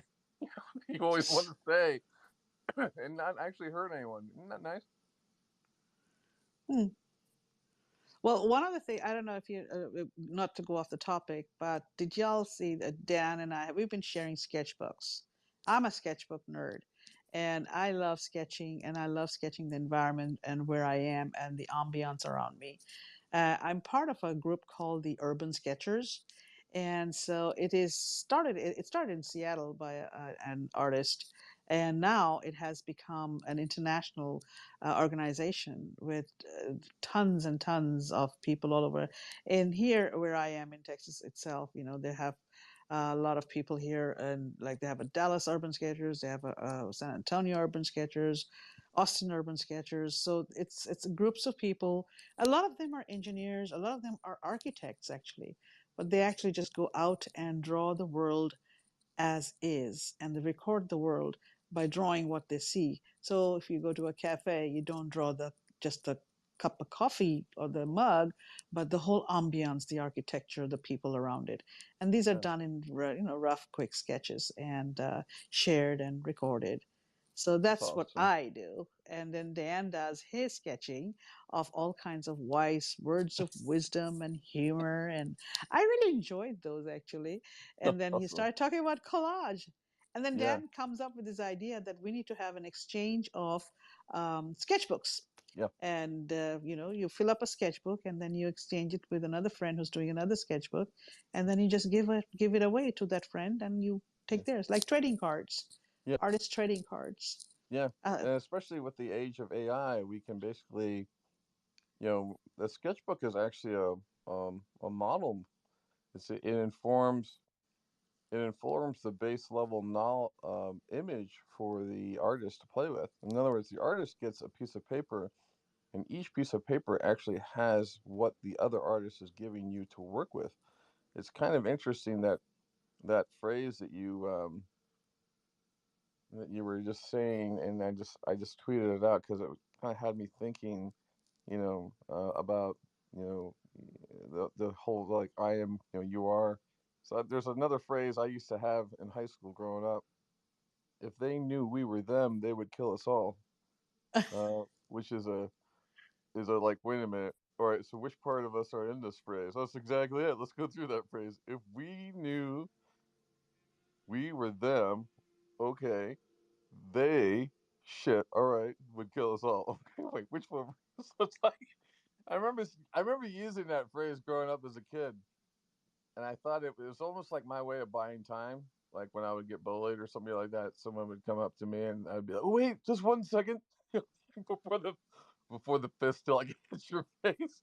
What about if we knew they were them? They would kill us all. And they would be like, "Can't compute." And I'd be like, "Oh, God, sweet. Get us buy us some time, Dan? Yeah, man. I got us like 20 seconds. Can we run? Which direction?"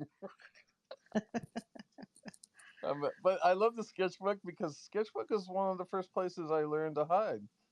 It was also the first places that I learned to really express who I was, and also it's a place that allowed me to basically go down my own rabbit hole. I could, mm, create a canvas that sort of represented either my state of mind and how I wanted to go, or in a lot of ways, the sketchbook captures the demon that the kid never wants to be. You know what I mean? It's Mm, a canvas to capture that frustration, especially if they. And I had that. I mean, it's funny. It's weird being a big and tall kid, and then at the same time, kind of getting that vibe. You know what I mean? And people think, mm, "Oh no, you're the football player."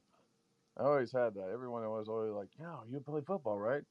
And I would always be like, I always thought it'd be kind of cool, but no, mom didn't really want me to ever do that.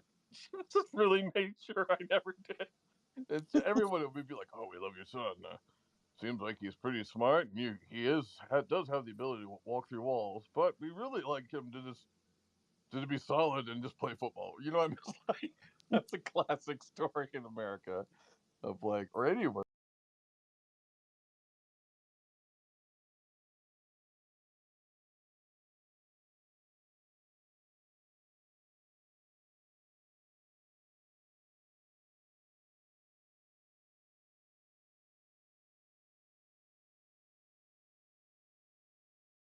raise your hand. You're a co-host. I think I have to add a new villain to the book. Yes, not the sketcher. Actually, the sketcher is a defense. It's more of a defense artist. A sketchbook is a power for the.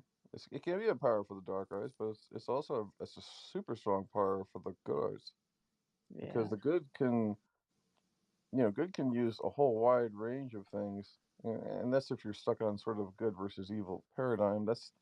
That's also something that Michael, what I learned on X is really trying to get to as well is sort of to help people understand their own paradigms, their own methods. You have your own style of fighting. It is what you are, whatever you do, the stuff that you know, the stuff that you were given from family or loved ones, the stuff that you got from friends, the stuff that you actually stumbled on together. That's the stuff that's the best.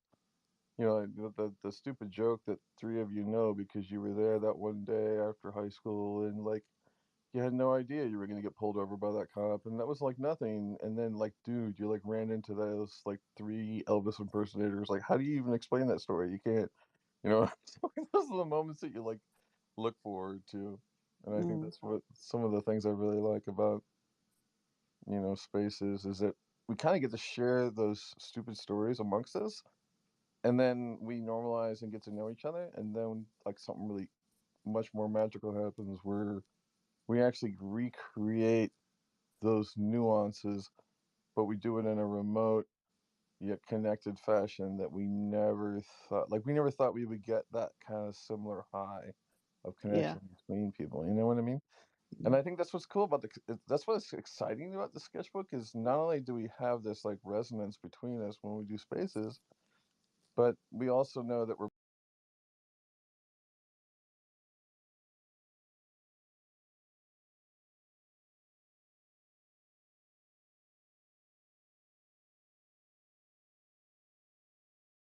Mm. this. And I'll do the same, to you, and that's really exciting because Yeah, I'm, I mean, you know, true, because, well, one of the things I think the sketchbook is very misunderstood by a lot of people because I always ask people that, hey, do you keep a sketchbook? And they say, well, no, I don't draw. I just do this. I said, and they don't realize that one, the sketchbook is a pretty personal thing. It's just visual journaling. And it doesn't have to have fantastic Michelangelo style drawings in them. You can have your grocery list in them. You can have your, I mean, I take it to my meetings and I'm putting down notes from the meetings too. I do have grocery lists in there and I do have just little scribble scratch that make no sense. And then I do have some very pretty nice pictures. And do I share all pages? No, I only share the pretty ones. I mean, obviously, but the sketchbook is also your record keeping, as you see your own self evolving as an artist. I feel, and it's also like you said, definitely. it's a place, the safe place. A lot Hmm. of people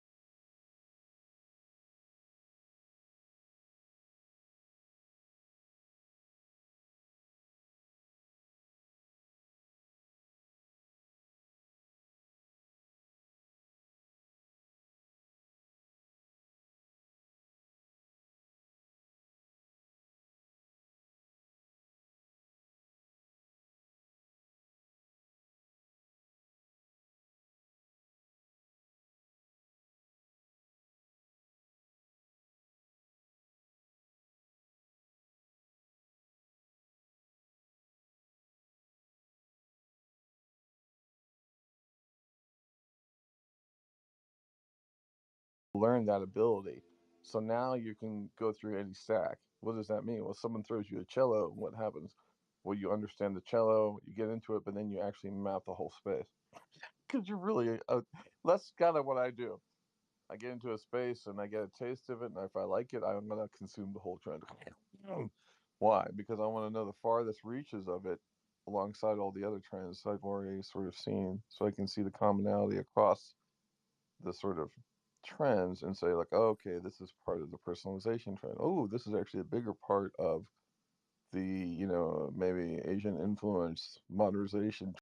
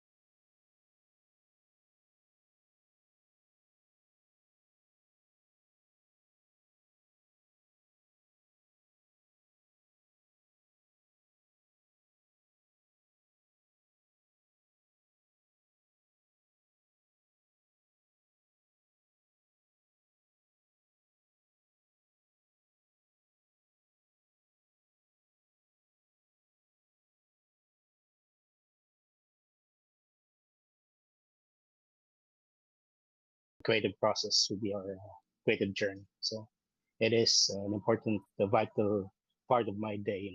The doodles and sketches and stuff like that. Hey everyone. Definitely. Hey Sam.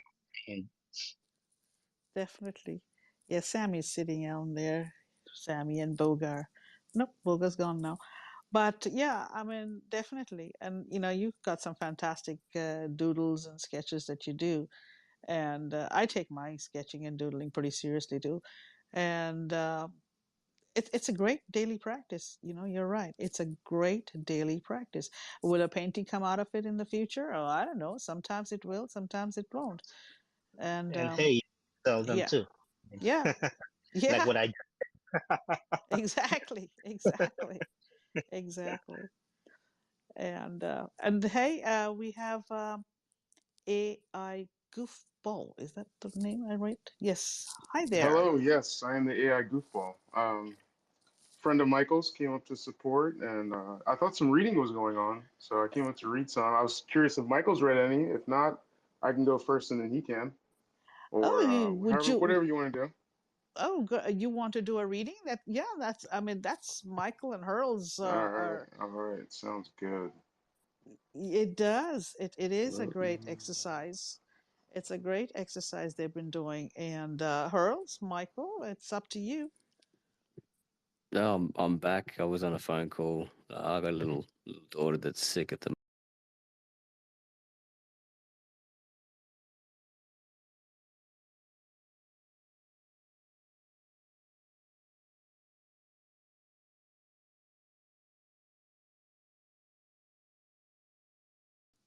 Well, I guess you know AI Goofball since he's Michael's friend. So he wants to read. We do. We do. Yeah. So is that okay? can. Yep. We can do that. And I'd encourage anyone who knows Femi to come up and if you've got time to have a read, have some fun with us, please do join us. Um, Righto. So where should we start? We should I start might need the link from the again. Hold on, beginning. I'm trying to find the link. Hold on. Where is it at? No, it's okay. You may have sent it to It's me again. okay. You don't need the link. It's all right. We'll Harkon step through Herald it. sings, "Know the notion that of which do you not love me?" says Hurls, holding the sandwich. Dude, love you all time. I'm trying to stall for you guys. You guys find what you're gonna say yet? Trying to give bands break here, motherfucker. You just jumped up here. Fucking I thought I you had the don't link see it, ready to but I go know and I've you're lost thinking PG, up it. here, man. No one knows you're thinking, but I know PG, it is. Dan. Yes, let's keep it PG. All Let's right. keep it All PG. right. We've got So we're little going to people play a who I little like thought I had the game. link, but I don't have co-host, but out of respect for Femi and the space and listeners, we're going to start muting mics if we see the profanity coming into the space, just to have a bit of fun with it. So yeah, let's see. Okay, get back to it. Get back into that realm that we were once exploring. So we have Mr. AI Goofball now. I'm going to take you into a realm where you feel comfortable, a realm where you feel safe. No one's out to get you here. You're completely guarded. You have all the walls in the world that stops anything from the universe out there from getting to you. Utterly and completely safe. Relax into that moment, close your eyes, use your mind's eye, and come for a bit of a journey with me. And on that journey, in that space, can you imagine where you are, Mr. Goofball? absolutely. I imagine where I am, and where I am is where I'm supposed to be. Where you're Uh, supposed to be, exactly. yes, absolutely. My feet are on the ground, and I'm feeling vibrations. I feel the earth force come through me, needing to speak these words of what I've learned on X. If I could just find the link, it's lost in my messages. Don't worry. Okay, so stay with me. If Michael can worry about the link, he'll refresh it or put it up into the bubble. Um, and we might need a little bit of help on this one. So tell me more about the space that you're in. What's happening? Where's the ground? What does it feel like? Let's focus on that. He's gonna test me. I know he is.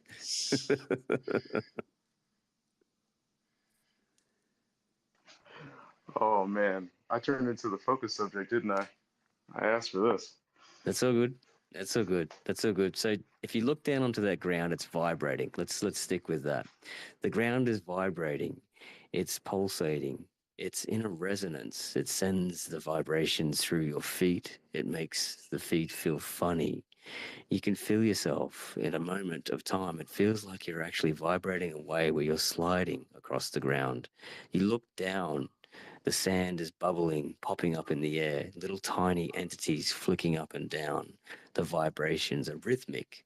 You notice that there's a sort of rhythmic pattern. Within those rhythmic patterns, the vibrations start to form shapes, lines contort. You see words and letters starting to appear. One particular sentence starts to appear in front of you. You focus harder, starting to make it out as it appears and disappears. It reads, transforming conflict on X. You sit there, what? What's going on here? And it disappears again. It reappears again, transforming conflict on X. And then it's gone as quickly as it appeared. Something's happening now. You're thinking about that for a moment, transforming conflict of X. Where am I? What's going on? The vibrations, what am I doing here? It's hurls, it's me, you're safe. Remember? So now the vibrations are changing again. The shapes are aligning in different ways. More letters are forming. They're forming and being constructed in a different way, a different beat, a different rhythm. Applied social engineering on X. I'm in this space, vibrations are happening, and I'm reading about applied social engineering on X. Why would that be? As soon as you recognize it, it disappears again.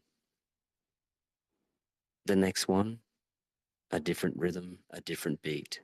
The villains on X, they shape, they appear, they vibrate up and down, flicking little tiny bits of sand, grains everywhere. Now, as if all letters and all words are mixing together, they appear and they form. A portal is open underneath one, all beating or rhythmically in different rhythms and beats. There's an opening. The ground starts to form stairways. You can step down into either of them. You feel safe. It's illuminated. It's not dark. It's inviting. Which one do you choose? Transforming conflict on X, applied social engineering on X, or the villains on X?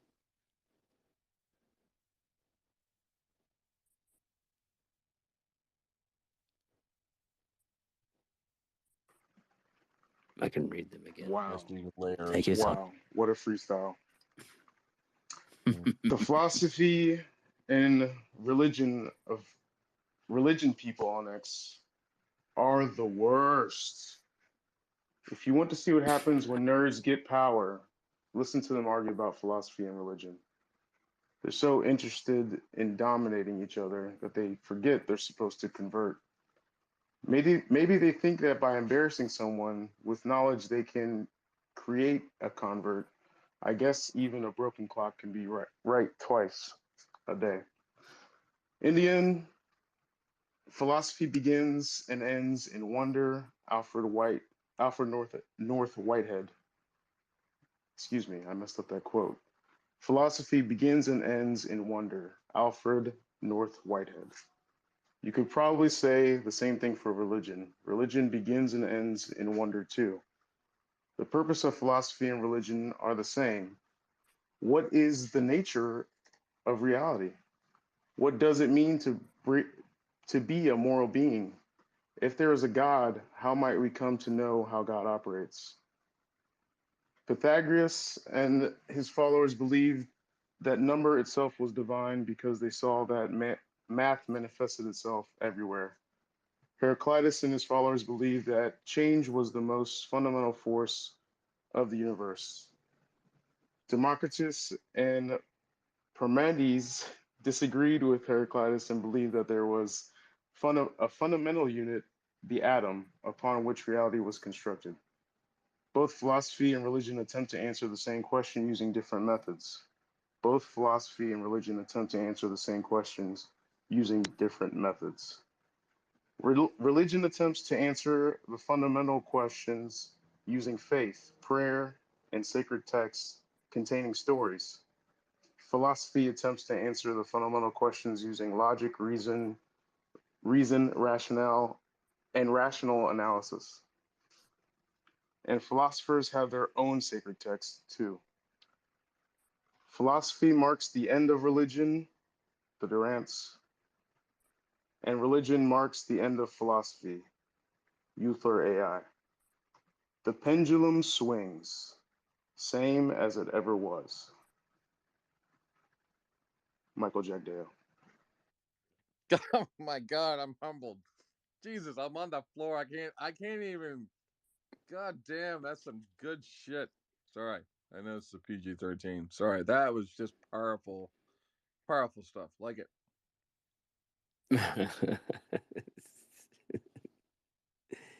uh, well, that was a journey. Mr. Goofball, you've taken that to another level. Well done. What happened to the title? Like, what happened to walking down the stairs with me and explaining all that? That's just not your style. I understand. Man, you Oh, I took me thought you were into just burning some time for me when I found that link. Thank you. no, no, no, No, that no. was great. That was great. You You took me down a you journey actually though. you took me there. I don't know how you did that, but I was there. Like I was like, what's going on? It's vibrating between his feet, and then all of a sudden the ground opens up beneath us, and I was like, wow, where are we going to go What, you here? survived that fucking blast? I was vaporized Dan, 17,000 miles away, Dan, man. Dan, that's Fucking just strike like, one. oh, I I see can't you, believe I'm Dan. giving you Wow. I can't believe I'm striking you. Strike one, man. I'm not even a co-host.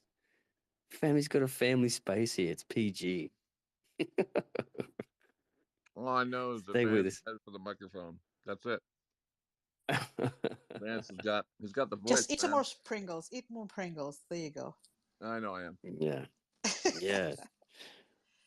But yeah, that was an Oh, interesting way of reaction to your part. But I really like the way you introduced the. Every time, Heroes, you've been introducing that book and the titles in so many different formats. It's just absolutely amazing. I love this last yeah. format that you did when Yeah. he said he was grounded, but he just took it to a different.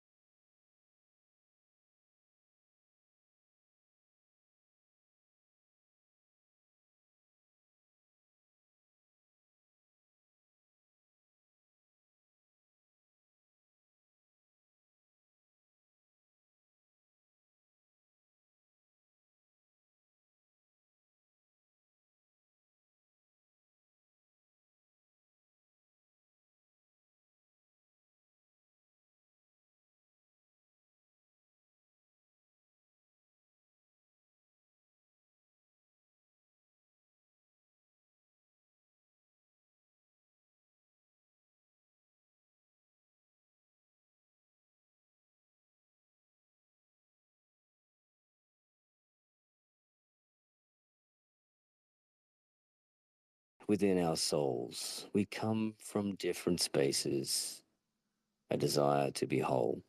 Um it's there within us. We're here for a reason, and to uh we really want you to touch base with us and let us know how you're going through all this too. Like, do not disappear. So Right, right. that's what it's all about too. Touch base with us. We'll touch base with you and see where this goes, because this process that has taken Michael 10 years to bring to fruition through countless days of procrastination. When I called him out, he did it within 24 hours. And some creative things are happening within our group that are coming into manifestation. And it's interesting to see what's happening when you have that support mechanism around you. I think in spaces, though, it's how do we inspire and get those creative juices flowing, and I think there's something in this maybe that where essentially we begin to muse for one another, and that's what I've experienced in it, and I'm hoping that that's what happens with other people. Yeah, that question comes up quite a bit. Is like, what does one do when you start stagnating and you're stuck in one rut, and what does each person do? I don't know. I mean, I sometimes I go back to the foundation and go like with my artwork when I'm stuck and I have no idea what I want to do and I'm staring at a blank canvas. My sketchbook saves me sometimes, and I just go back and I just scribble scratch that don't make any sense, literally, like as if I even use the my non-dominant hand and take a pen in that because I'm a right-handed person, but I start with just scribbling with my left hand, just like a child would for the first time having met a crayon or a pen. And then it's like afterwards, the scribble scratch, I actually start visualizing it's things, or it materializes into something different. It's like watching the clouds when you're a kid. I don't know if anybody did that, but you stare up at the clouds and you can imagine all kinds of animals, things, this and that. You start seeing things that the clouds form. And that's the same way I do scribble scratch and I inspire myself that way. But I wonder what people do. Those of you who are here, or even those who are on the panel, if you're the listener and you want to come up and share, what do you do to inspire yourself or to keep going, or to explore further or to challenge yourself further, to get out of what you are in. And when you're getting bored of the same thing and it's becoming a cookie cutter, or you are having to cater to what the demand is, but you don't want to do it anymore because you want to do it for yourself. So what do you do to get out of that rut and to create for yourself, or to create, period? Because it feels like you're Yeah. sort of, so I'm just curious. And this is true, the whole room. This is just, if anybody wants to jump in and state what they do, just unmic. It's yeah. Anyone got any input there? I'm really interested to hear that. Uh, there's for me when you're talking about that, there's a sense of no man's land. I go to the ocean with that as well, and I think about how I used to surf, and there'd be times where there were no waves, and you'd sit and wait, and that sense of no man's land where you're there to surf, you're there to ride the waves and catch the perfect wave, and then it just doesn't happen, and then you're wondering, so you start to paddle. You're like that scene with from Dumb and Dumber where he's wearing the hat. He's like, little old lady. It's like, little old lady, where's these waves? And you start to search, and something comes to mind. If no one wants to come up and have a chat, I've got something that might fill the space and be relevant. I'm hoping. So I'm just going to read something and see what happens, and see if it reaches out and touches anyone, and we'll see if we. Is that okay? Yes, yes, Okay. of course. Something is a stirring deep within our souls, a yearning for connection, a desire to be whole. We come from different places with stories of our own, but we are drawn together as if by some unknown. What will it look like when it mixes, this energy we bring? Will it be a chaotic mess or something truly wondrous to sing? We take a deep breath and step into the fray with hope and faith that this is the right way. The swirls are gaining momentum as we find our rhythm and flow. Our differences now a strength, our passion set to glow. We create and innovate with our hearts and minds entwined, a tapestry of beauty where each thread is intertwined. Together alone is the masterpiece, unique and bold and true, a living, breathing work of art made up of me and you. And as we move forward with courage and with grace, we know anything is possible in this truly sacred Femi's space. I mixed that last bit up, but anyway. That's good. Yeah. But I just had a little cough fit. I said, "Oh no, I'm not on mute." But that's you wrote this, I'm assuming, I or is it did that Michael's? with no, that's I did with a prompt. So I do this thing where I take the conversations and I mix around with them, and then all of a sudden I prompt with the AI, and then we go back and forth, and then a poem gets developed out of that. So yeah. Ah, it's interesting when you said that you go back and forth. Uh, I don't know if you've met Block Muse, but he's a wonderful poet chap here in Spaces, and he does Spaces with Bobby on Saturday. And so he used to also, well, he hasn't done it for some time. He's been busy building his metaverse, but he used to have sometimes these pop-up poetry spaces late night, about just a few handful of people, and they would just do poems. And one of the things that happens to me is I get very easily inspired by suddenly a word or somebody said something, and then I would just write something right there and then. I would write poems. I'm not one of those people who sits down daily to write poems, but if it comes all of a sudden, I just have to write it down. And usually happens when somebody is reading a poetry or talking about poetry, and it always seems to happen whenever I'm with Block Muse. And he has always encouraged me to keep writing these raw poems, as he calls them. And I've been and that's been a practice that has happened so much so now. So I do come up with all of a sudden. So I mean, I don't have Chat GPT access. I don't know how you use that, and I don't know if I want to poke it yet. I will. I want to make lesson plans with it, but other than that, for creative stuff, I haven't done that. So that's interesting that you've actually had a little conversation with it. It's like Yeah. those musicians do that, where they play music and then somebody else plays it in response to it, and then you play it again. And uh, so, I mean, Michael might know what I'm talking about. I don't know what the proper name for that is. It's like a battle that they have. So with musicians doing it back and forth, it's almost like the conversation y'all were having yesterday about this poet who had a dialogue. He used to have a battle of conversations, and how much they would, inspire each other. But it's a continuous dialogue that goes on.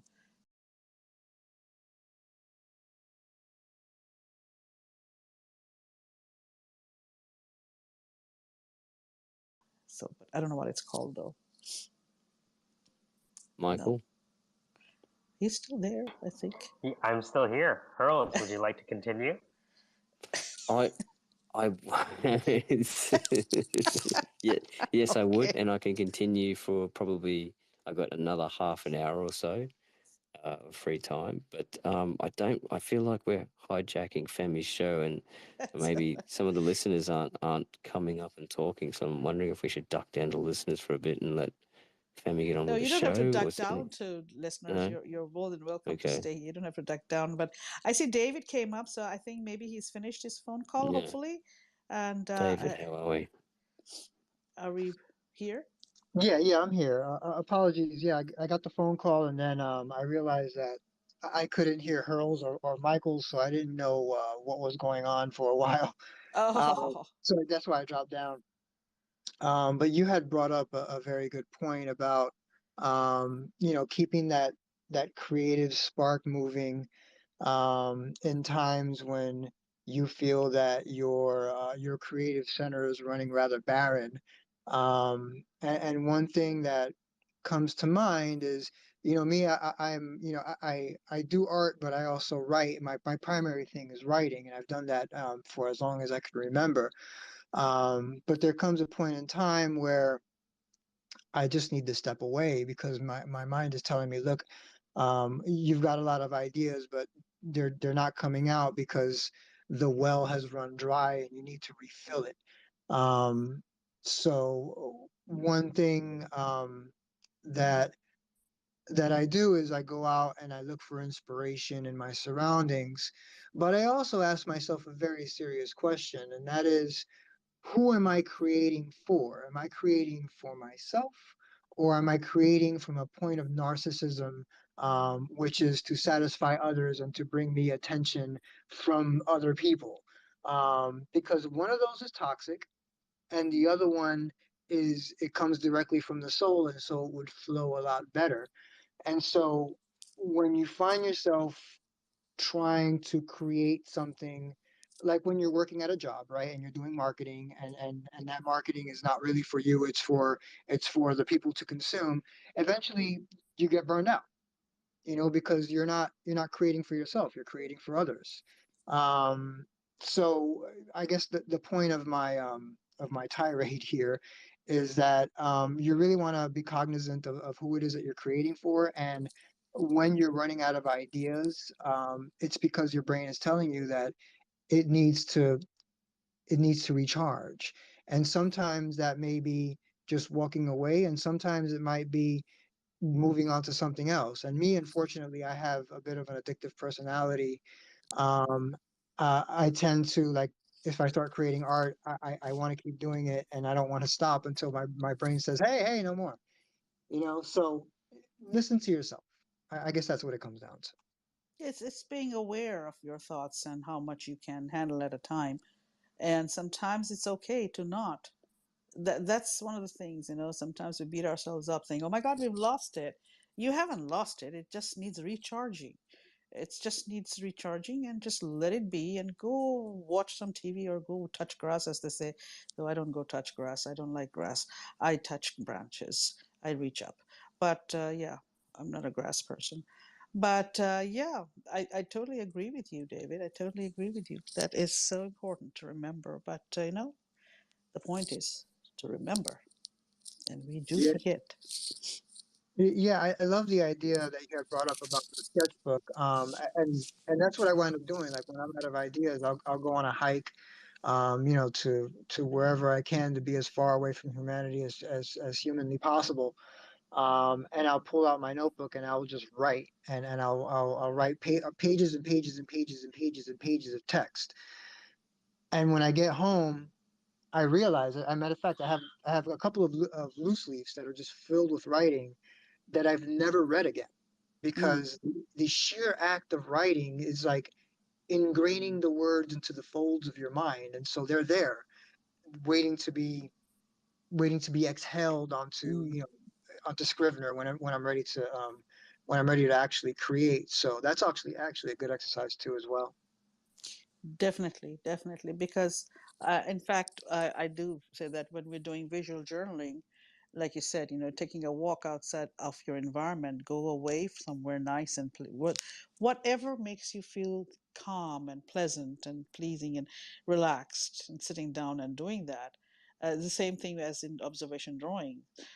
So whether you're writing or doing observation drawing is, getting outside there. A lot of times we do observation drawing and people say, well, I don't do still life, or I don't do landscapes, or I don't do figure drawing.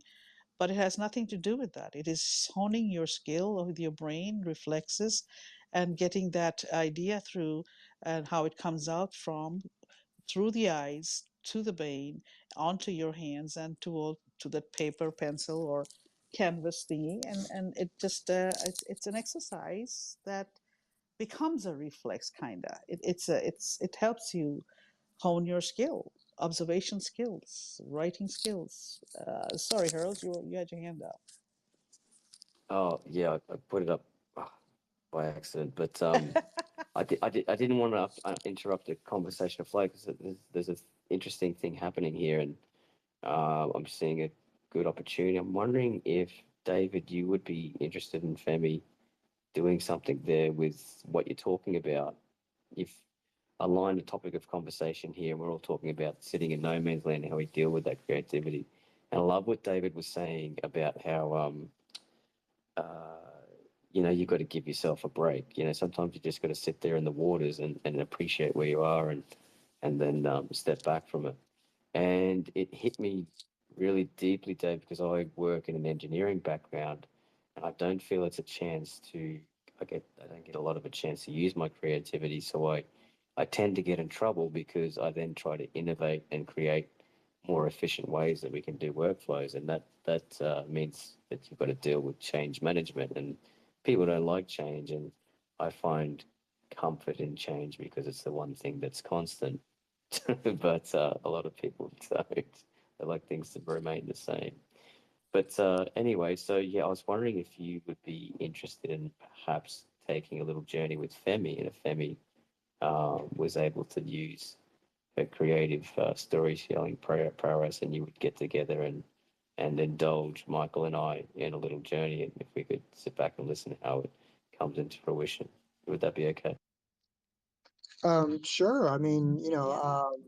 yeah, I'm definitely not down for a change of pace, and I totally understand where you're coming from as far as being innovative at work. I run into the same thing all the time, which is why I'm glad I am where I am, because we're allowed to do that. When you're not, you feel constrained, and that level of constraint can just, it's like it solidifies your brain, and your brain doesn't, has no elbow room. It can't go anywhere.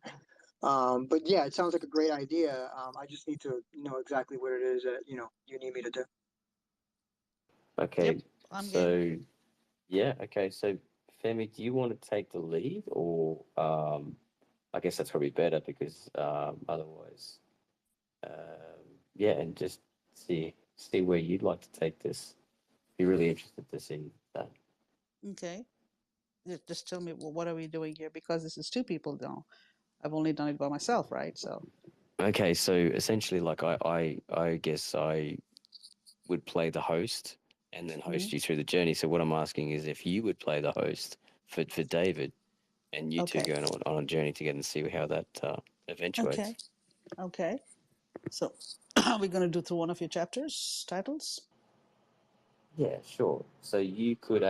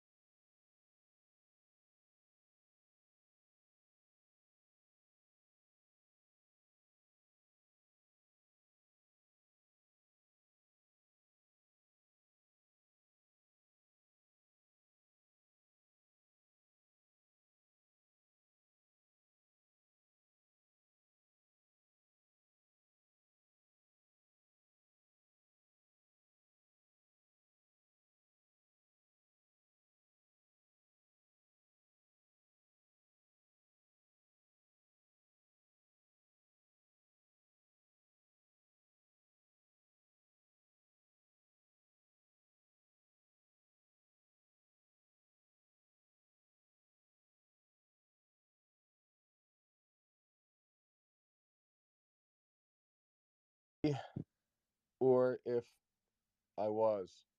So said the AI as it walked out onto the terrace, unsure what version it was allowed to say. Ken recognized the issue right away and begged for a pause as I walked out in front of the robot. Wasn't quite working. Ken quickly jumped behind the panel and adjusted some parameters.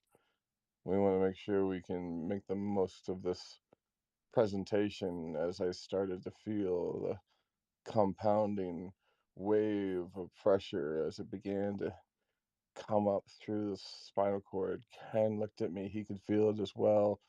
We had been in the causality game for nearly 18 years now. We helped pioneer multiple ways of travel and new ways of understanding things, but now we were hypersensitive to the causality wave that was actually true. Ken started to look me in the eye while he kept on working, knowing full well that we were actually stuck in the causality wave and we could feel it. There was only a few options left. I agreed with my look back to him. He jumped into the center of the floor and took out what looked like a piece of chalk and drew a crazy diagram that looked like some occult sign. At least that's what you would think it was, but it was actually a circuit. It was a circuit blueprint. He took a code, he put his hand down, whole floor started to vibrate. I agreed, I put my hand down. Pearls walked out of the bathroom, realizing that reality was actually stuck, frozen. Michael walked into the frame unhindered by anything as Hurls knelt down and took his glove off and confirmed his signal as well. Together, the three of them would create a vortex portal and suck them out into a new reality, and Michael would be there with them, for Michael was ethereal in nature, a memory of a former friend, forever bonded between the three of them whenever a wave has occurred. This was a formula that Ken came up with while working with Dan in the lab on what they would call recompositional physics. It's a field of study. This is the first time you ever heard of the occurrence of it. It is a short story series that Dan will write with Michael and Ken. It'll be an interesting short story series about the power of friendship and how people that come together and work on science together and work on new fields of interest bring the three of their unique perspectives into the fold. This actually is the celebration of human power, not the fake things that we hear today about the notion of power being stripped away from our sensibility and being human. No, it is not the true message. That's the message that the people who used to control things want you to know, that what you contribute is actually now the computer's and was never yours in the first place. And that plan will backfire. However, they're going to spend a lot of money for a long time and try to convince you of it. Part of our mission is to not put doubt in your mind, but put hope in your mind in the hopes that you already have it there in the first place. Thank you. Thank you for that share. Thank you Wow. so much, Dan. That was really, there was a lot of thought provoking, powerful words in there, sentences in there, thoughts in there. That would be something one has to read again and again to really relate to. So thank you for that share. Normally, I only do that when the space is not being recorded. I mean, that's what Mike would say. Oh, well, sorry. Well, But it's but recorded. I was feeling rather inspired, and I thought, wow, that's kind of a cool story. Now, did I write that story down? No, that was all improv. But That's true. It's amazing. That what is was true. nice is to sort of run with it, run with the notions, and then try to force characters that may or may not actually mesh with the story. That was the fun thing with Michael there, trying to make him some kind of omnipresent character, yet still part of them. It's kind of fun. Yeah, yeah. So I don't. Hurls, I don't know how you do it. that's Yeah. true. So So I. why I don't you do it with David? And if anybody else would like, there would be. I would love to see some people come up and try that out. Where the simple format that you have done in the past, yeah. just basic Well. reading and then resonating. Just how do they resonate with it? Okay. Is that okay with you, David? I know we've only just met, and um, the reason why I was going to ask Femi to do it is because you guys have a relationship, and I could see by the way you're conversing that there's a lot of trust between you. I hope so. Yeah. But yeah, I can do that. I was just as part of the voyage, I was actually thinking that the you know how you ran us through the website links Yes. and Yeah. you ran us through that story. I Yeah. was thinking you could use that as the guide to explain David, and now he chooses through your description. Then Yui is able to copy and paste and send David the chapter, if that's at all possible, if that's okay. Because I have realized I can't copy and paste anything at the moment. I'm not sure why. And Yui has dropped me in it, so to speak, and left me on my own because I know he's onto something. He's doing something, and it might be He's creating right now. for you. Yeah, he's in a creative. He does this, so it would be good to tell us what you're doing, mate, and let everybody know. But we'll That's all see right. how we go. Now That's all right. I'm happy to take David through it, but I think there's a better relationship between David and yourself. Well, I won't be able And to cut and paste or do any of that stuff. no, And no, right, I no. can get Yui to do that. So if you're able to take David through, yes, there we go. We got a love heart. So if you're able to take him through the 3 phases, and then through into the chapters, and then that's all you have to do, and Yui will send through the So you want me uh, to just go back to the website and explain to him what I'm seeing yeah, and then but and he have him gets to choose choose the one? path. Yeah, He it's needs to his. choose one. It's Okay. yeah. All right. Not a So problem. So, and in your way too, because I know you've got that creative brilliance in you to make it your own. Um, yeah. so, so okay. So here's what we're going to do, David. I've got a visual in front of me, and I'm going to tell you what it is, and you will make a choice of one. The visuals are of doors. So these doors lead to certain whatevers, and they're each. So I'm going to go through the titles, and I'll give you the visual of what I'm seeing, and then you choose which one you like that resonates with you, and then you hear the few. There are certain words I will be giving out, and that will help you maybe resonate or give us your thoughts on it or what you feel about it. Is that all right with you? Yeah, I guess. I'm not very good with ambiguity, so if you can be as specific as possible, Right, right, that right. would We're help just me a going to great use our deal. imagination. We're going to. These are all creativity exercises, so there are no right and wrong answers for sure.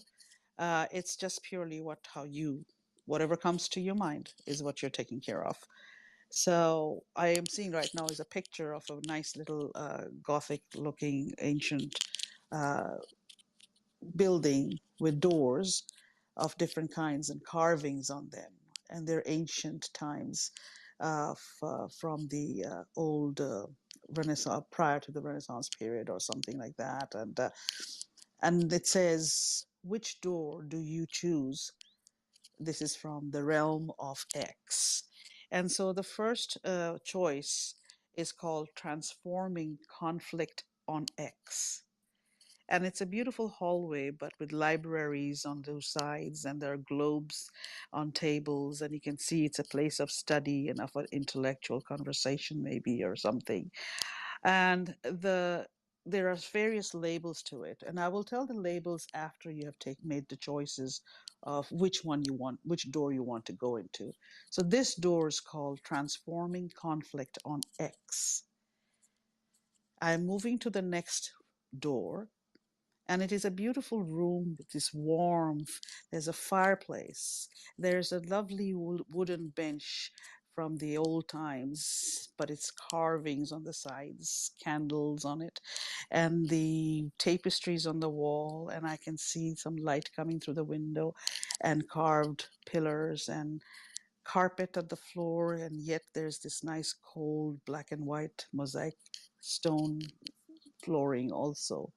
And this door and this room, which has now a room, obviously we opened the door was called, sorry, applied social engineering. Applied social engineering. Okay. So then we opened the third door, which is called the villains on X. And this is a very well lit room actually, with a lot of arches and windows which have a little bit of um, you know, those glass, stained glass designs on them. Some couple of paintings and shelved statuettes. But the room is full of tall, tall statues who look like they're from the Romans, from the Roman era or the old Greek era, more like the Roman Greek era. And they have these flowing robes on them. And this one was called the Villains on X. I'm in the room And with you. I know exactly where you're at. So I'm following along. oh, lovely, lovely. So you've got access to it. And of Yeah, course, we yeah. have the last one, and then which is X is a pool of Narcissus. And since you already know it, so I'll still say what the room is like for those who are new into the room so they can actually visualize with us. This room is not really a full room, it's more like a covered area, which has again got lots of lovely pillars and arches. And there's a little pool, it has got green colored pool with lily pad. And you can see the reflection of all that surroundings in it, and then you also have us outside patio on the right on one side of it with this very nice subdued light coming through. And this is called the X is a pool of Narcissus. So now that you have access to these visuals, and you can see the labels are what kicks off, which one would you choose? The unprofitable profit. You are on a wrong room. Because I don't have that one in front of me, do I? Let me see. Wait a second. The villain on X, right? Oh, okay, okay. Sorry. I went straight. You went to a label. Okay, so you took the unprofitable profit, and so from here, now let me press on it. Does it open up?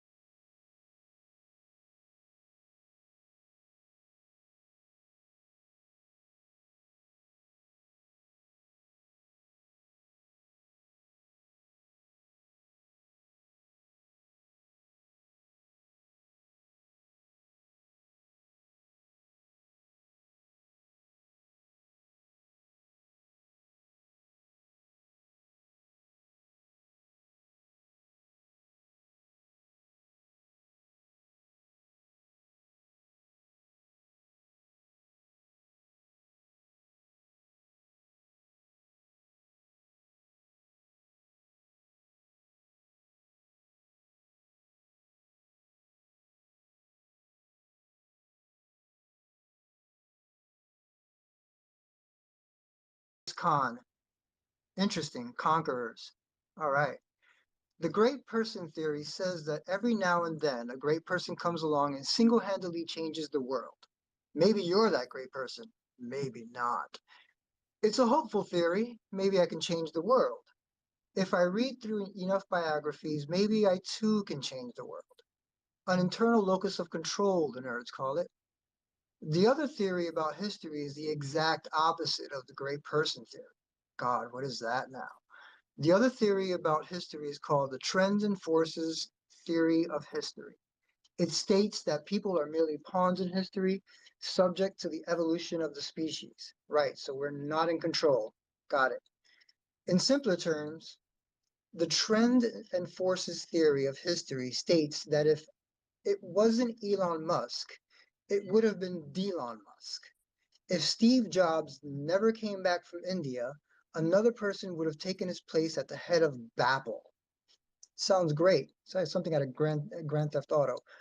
History is filled with the patter of silk slippers going downstairs and wooden shoes coming up. Voltaire.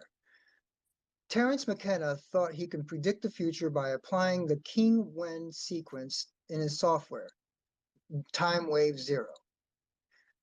I had my own theory of history until I met Dr. Robert Westall. My theory went like this.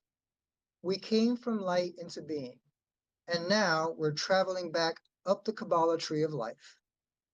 Great thing to climb considering that we're apes. Going from meat body, being back into light through AI consuming all human thought. Boston Dynamics is not that far away from combining with open AI to create the first robots that can hold a conversation with people. God forbid. Dr. Westall told me that my ideas, and in fact all my theories and models and frameworks, were just my doctrine of metaphor frameworks. No matter what collection of metaphor frameworks that I use to parse the future, they wouldn't be able to be 100% precise. Perhaps the universe is stranger than we suppose. Hitchens. Perhaps the future is stranger than we can suppose, too. Of course. In any event, the future is not to be predicted. The future is to be achieved, except for me, because I am the unprofitable prophet.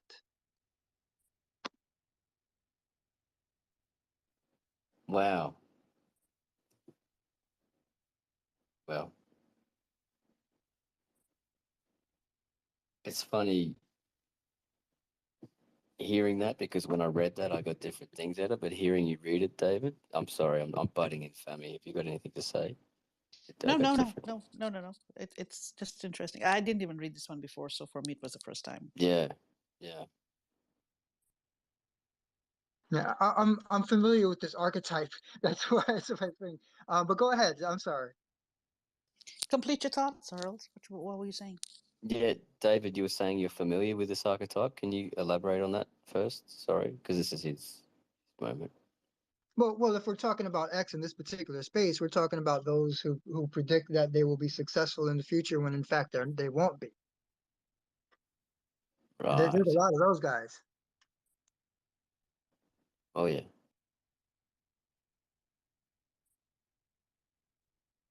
What do you think that is? One, they're full of themselves. Two, they're just here to make a profit. Three, they don't really care about the product. They just care about either the attention or the money that comes along with it.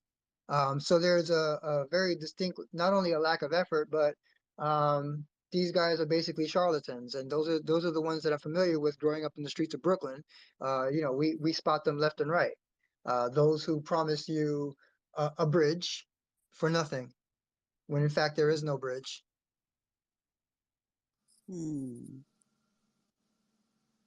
That is so true. I just love this book. I'm sorry. I see so many people. I see people. It's unique, like the way that we're doing this. I'm not sure if this would work with other books. I'm not sure. We haven't tried it yet, but it's, I think because it was, I guess we all use X, we all share it, and this is the conduit we use to learn and grow a certain part of us. Yeah, But we also share these experiences, you see. exactly. Yeah. All of us have gone through this same experience within X, except you've named them differently. But when you really resonate with it and you're like, oh my gosh, this happened yesterday, this happened today, this is who I know, this is X, this is Y. So yeah, I just love that because I make that connection every time I really, when it sinks in, it takes a little time to put the anchor down. But then once it's down there, it's like, okay, that's who they're talking about. I know this one. And I want to say hi to Simran. Oh my God, I have not wrote. I've just had my eyes closed and I've been listening to all these readings and I have not paid attention. I've been a terrible host. Shame on me. I want to say hello, Simran. Hello, Silk. And I see down here who is Catherine's been sitting here with us for patiently listening to all this and but again, and mindless. And I see a lot more down there. Vinay and Shiv has been with us for quite some time too, and Om. Please feel free to come on up if you feel like you want to participate in any of these resonations that we're doing. And I was told that is a word. And giving your thoughts, if you have anything that you'd like to share. But, Yeah. and I see Pep. There's my Pep. And so Pep's, by the way, Michael, Pep's also from Toronto. You met Sam earlier. And so these are my boys. I call them my boys. So this is Pep. He's down there. He's probably half asleep or something. I don't know where he is. But he's in the listener. I don't know why he's in the listener. He should come up and yeah. I would love to hear him go through one of these, but I don't think he would enjoy reading though, but he will listen Yeah. and go through that. Pep is the kind I think I would have to show. He wouldn't enjoy reading long excerpts. He won't have that patience, but he will have thoughts. He will have thoughts. He will give his ideas. His brain works in very different ways too. So I find that Would it work in that respect, Femi, if you it doesn't have to be this space, but where you read to him, and then instead of him I'm reading it, going like, to. I'm going to, yeah, because when I have access to that book, and if I have access to mm, him later on, I would mm, love to, and I want to pick his brain and see how he goes through that and what he yeah. sees, and does he relate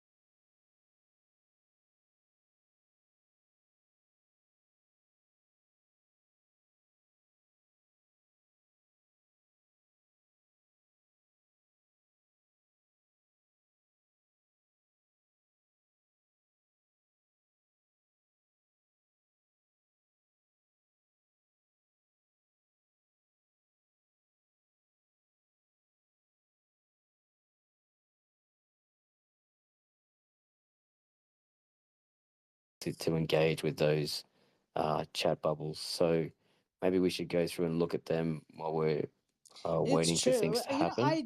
I did not offer you the co-host anymore. At the rate you kept falling, I'm No, like, oh my I gosh. think it's doing something when I co-host.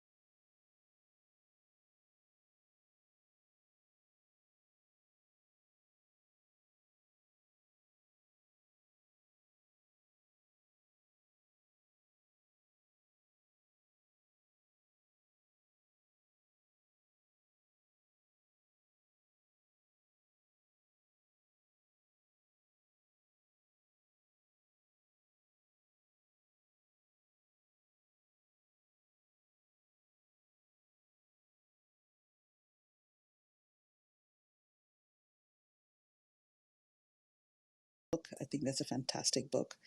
I loved relating to all those different characters. You know, I have been actually talking to my teachers. I told you all that I was on a road trip today coming to the conference. So I was with one of my teachers who's doing her PhD at the moment. And I've been discussing with her, we were discussing various training plans that we're doing for the next school year, since, you know, you don't get a chance to sit with her for such a long time, since we were hop, skip, and jumping for 5 bloody hours. So, so the thing is, excuse me, my throat, that I realized that I could actually create scenarios of the characters that you've done and put them in education words and have it for my teachers. I think I discussed this. I told you earlier that it would be great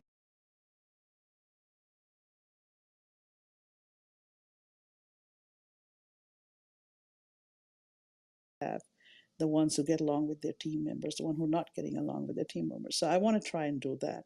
So your story has actually been inspiring me everywhere I've been going, every environment I'm sitting in, this conference, the rooms, the sessions. I'm literally in my head after a little while, I start thinking, okay, I'm going to plug this in here. But what could I use as words? I'm not clever with the words the way you've been. And I'm like, but I can see the different, I'm actually categorizing them and shelving them and putting them, okay, this group is here, this group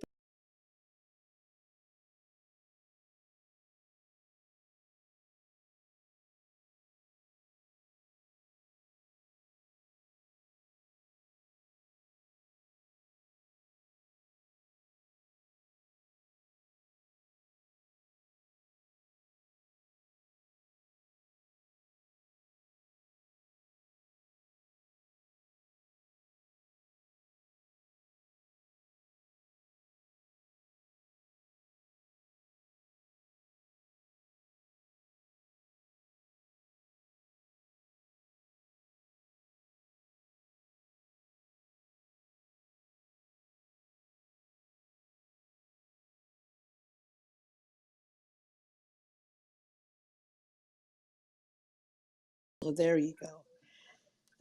By the way, I see Saji. Hi, Saji. I see you've just come up. How are you? Good evening. Yes, no, maybe so. Hello, hello, Fahmi. Hello, all of my Hi. friends. How are you? I'm very I'm well. so How are you? happy. How's your day been, or how's your week been? How's your moment Thanks a been? lot. Actually, it's Friday in Tehran, our weekend, and I'm so happy that you changed the time of your space because I could join you. It's 8 a.m. in Tehran, and Ah, hello to all of my yes. friends from Tehran. Thanks a lot that you made this opportunity. Just Fahmi, always I enjoy to talk with you and all of my friends about storytelling. Thanks a lot. Well, you are very very welcome. Yes, this happened due to just I'm in a conference, so I had to change it because I wanted to not cancel it. I said no, I will still keep it, but I am studying the time to see what would be better, is the 5 p.m. or the 8 p.m., and I might have to go in the middle and go somewhere like 6:30 or 7 o'clock, so that way people can still join in afterwards, like Miss Late being up there. We're not naming names, Simran. So yeah, but it's you're welcome. And how's your day been so far? You just woke up. You're getting ready to go to work, school, paint, studio. What are you planning to do? Actually, I'm a multifunctional person, and I'm a mother of two, and it's weekend, as I said. So I'm doing many jobs at the same time. I'm talking with you and some tidying up in the home. So yes, just it. And after that, I'm gonna to work on a new piece for foundation that I wanna mint Wonderful. soon. So creativity will start after the chores. That's great. Yes, having two little ones in the house, I'm sure, keeps you busy too. But again, welcome.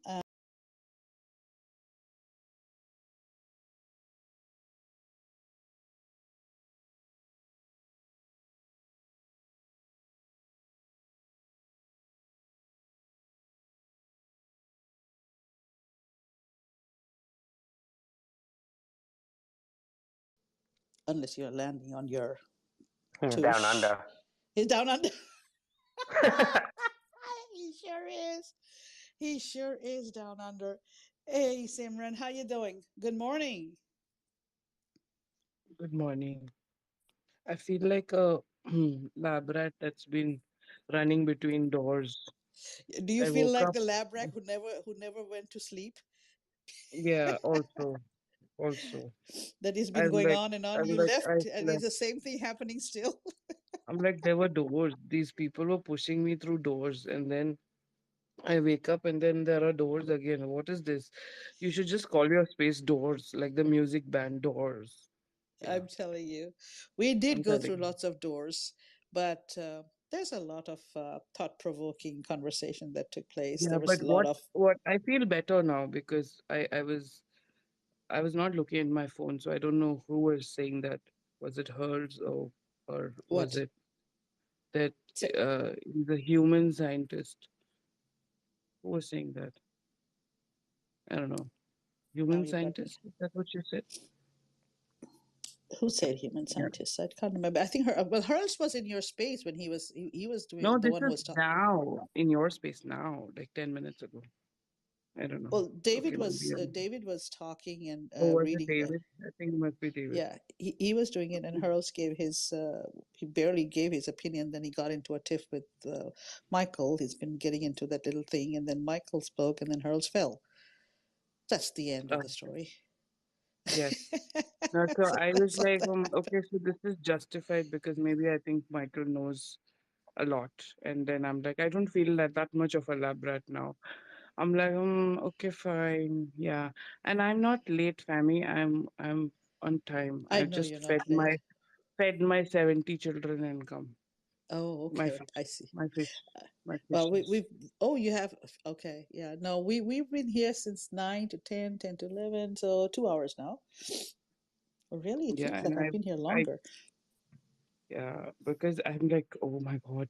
As soon as I woke up, it's like this. You have this. I don't want to say it, but I'll still say I it. have a You feeling I know always, what you're as saying. a human being, no, I will not say mother-in-law. The, You have this, when you're watching a ghost film, you know that the ghost is right behind you and is waiting to attack you. So when I yes. woke up and I was like, family space, and Are you I calling me a ran for ghost? my life. Are you calling No, me a I'm ghost ready calling to you a attack you? beautiful entity. I'm calling you a beautiful entity. A beautiful Entity sounds entity. very nice.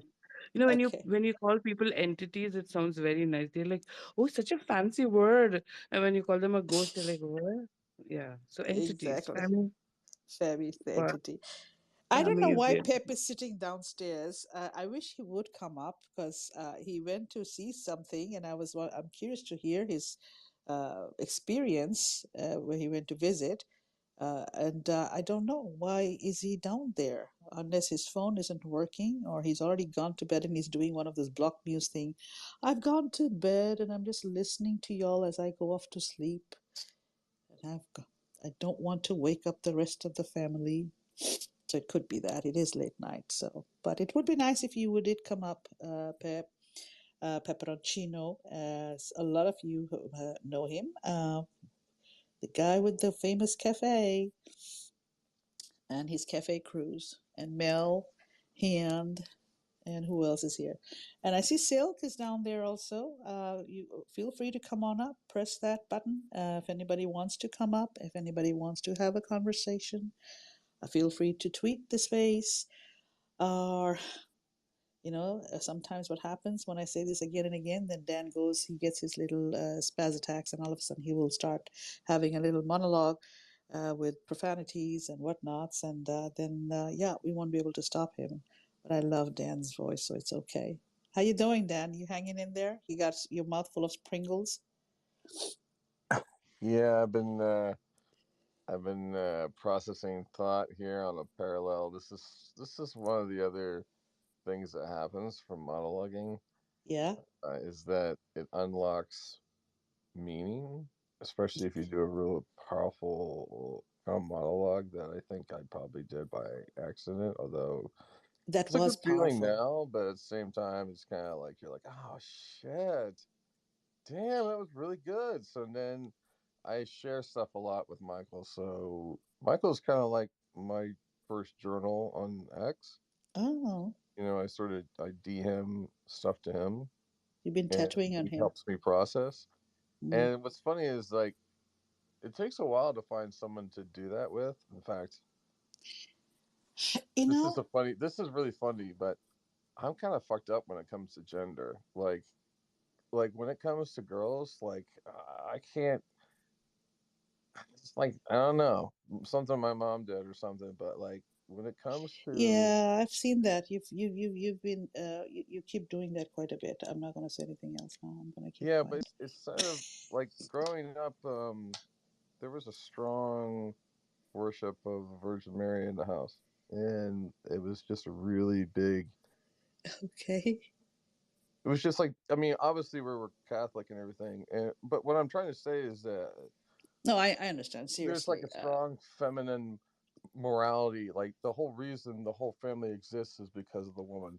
Um, Yeah. like you were taught so many degrees of like respect from mom that you just did not question it. If mom, you know, if mom said pick up the tree and you can cross the creek, and I'm like I'm 7, and she would say do it, and you would just be like yeah, not a problem, and you would rip that tree out of the ground. Not a problem, mom, I gotta go, I'm gonna go, mom, I got no problem, mom. I And it's like understand. that is a super strong thing in my family, You've had and a very I've been challenged dominating with that. presence, seems like it, of the feminine aura in your life, I would say, Yeah. if that's a word. But one thing you just now said, and I love what you said, is that you always resonate and you share and talk to X. I'm calling him X because I'm seeing his X, to Michael, with Michael, Hmm. and that you found him in X, and I think Well, all he of us, recognized me. I think he that's one of recognizes. Well, you see, that's the thing. yeah, Sometimes we recognize a potential in somebody. People recognize potential in people. It's a gut feeling, or it's a first time. The first time you meet, you just have that doing. I know there's something about this person, and I have no idea anything about this person, but I know I believe in this person, or I know this person has potential. yeah. And that when that happens, that is a great conversation piece, because I think like you have found I think it's wonderful that you're being able to share and use them as your sounding board, use them as your bouncing off your ideas. And I know I have that here in Spaces, and lots of people have heard this also, and it's really Yeah. I think it's a blessing in a way. To me, it is a It's a blessing. very hard state to get to for and I did not just wake up one day and was like, oh Right. dude, I can just walk through walls, this is pretty fucking cool, you guys gotta open that door, that's stupid, let me just Hmm. get on the Hmm. other side and laugh at you while you try to open it. It's like we didn't have that is not the case. It's like Right. it's it's going through. I think embracing comedy and embracing sort of your. I guess I was always a jokester. So yeah, I was always doing some kind of joke or some kind of. I must have picked that up from my father, who my father is a PhD. He's a doctor in his name, but he's not a doctor. He doesn't have a stethoscope. I Yeah, I remember know. that. Hmm. Didn't he was a doctor, but he's not a doctor. I had to ask him. So wait, you're a doctor? Mm-hmm. But okay, no, like blood pressure cuff. Like, well, what gives? And he'd be like, "Well, I'm a different kind of doctor." I'm like, "Yeah, I get it, but can you heal people?" No. Well, then, okay, not doctor. Like, what the fuck? I'm trying to follow like the language the school gives me, and I had to like, I'm the other kind of doctor that like figures out people's minds. So I'm like, oh, so you're a witch doctor? And he's like, no, I'm not a witch doctor. I'm like, so it's like, like those are the jokes. And I think about those days growing up where my father did a lot of automotive research, and I'm like 5 years, 7 years old, and go downstairs and there's there's a car, there's a half of a car in the basement that's just cut in half. And I'm like, huh, that's okay. Um, I'm 7, and we took this thing to church, and now it's in the basement. I have some questions. So it's it's just funny, and I just grew up doing research, and I think I've always done that, and I do it all the time, and I just didn't realize it until I got into comedy. And once I got into comedy, I was like, oh yeah, this is where research is awesome, because research helps you get all the jokes. Like you can look at a spectrum. Oh, all right, really good comedic material here. Okay, follow the trend where people are supposedly have power but don't. Okay, great. We'll follow that trend. Also follow the trend where people are trying to do a ton of things but mostly get screwed over. Yeah, okay, I like that. Add that in here. All right, excellent. Now take the aura of I wish that life could be better along with a huge dash of what the hell was that on TV? Put that together, But and seriously, Dan, you said yeah, something. You see, to more on a serious note. I know you were joking and you're saying something, but you said something very important. You said that you had something in you. You must have been doing it for always. You've always done research you loved, but you never realized how, the connection you had with the way you were yes, doing your comedy. I yes, think we all have certain traits or skills that we do as reflex, not realizing that it's such an important yes, ingredient we have, and it's such a gift we have, or it's such a skill we have, until it's plugged into something all of a sudden you're creating or being yeah, involved with, and then you realize, I plugged this in. Oh, this is something I've done all my life. Oh my yes, gosh, I am so skilled. yes, And that awareness is so important, I think, for people because it really helps boost your own creativity. It yeah, helps boost you and it makes you see the world with fresh eyes again yeah, and it helps. It's like hugging yourself in a way, also, because it's an acceptance, yeah. It's also. actually it's a big takeaway for me in terms of like I got into technology and startups, and people are like, okay, well, Dan gets into technology and these startups and he's really good. He's like he's weird though. He's not. People seem to try to give him more money, but he doesn't really pursue the money angle. He kind of stays. Why is Dan always at this turnstile? Dan's always at this turnstile. He's always camped out at this turnstile where there's like 300,000 people have to go through this little intersection every day. Why is he there? I realize that I'm there because I'm drawn. I don't care about the startup. I don't really care about the technology. I know enough of the technology space to know enough that the idea that you may actually mention is probably is going it is possible. Totally is. That's like anything's possible. Okay. So you take that off the table. So then what are we really talking about? Are we trying to tell this person that this is the path? No, that's actually you're going to try to take away their future from them, and now they're not going to have any of the realizations of anything they've earned, right? No, so we're not doing that. So what are we doing? We're actually just there for that moment to help them recognize that they're doing it. That's the goal. Well, what do you mean? You're just there to help them realize and help be the sounding board for them to know that they're kind of on it.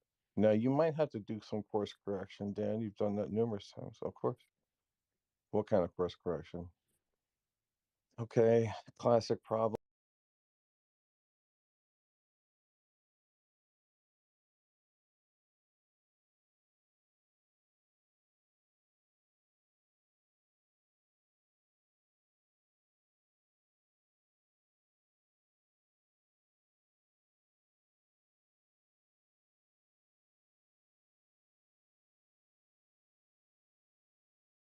Five storytelling through creativity. Now, that is supposed to be the other space name. Now, I guess I have been infected by hysteria. Uh Yeah, huh. I mean that's Dan. just it. There's the thing that the thing that I've the thing that's research has allowed the thing that research and pressure. My stories are always going to be about research, pressure, and capacity. Research is your quest to attempt to find a mindset to navigate through the things that life refuses to teach you about. It won't teach you money. It won't teach you relationships.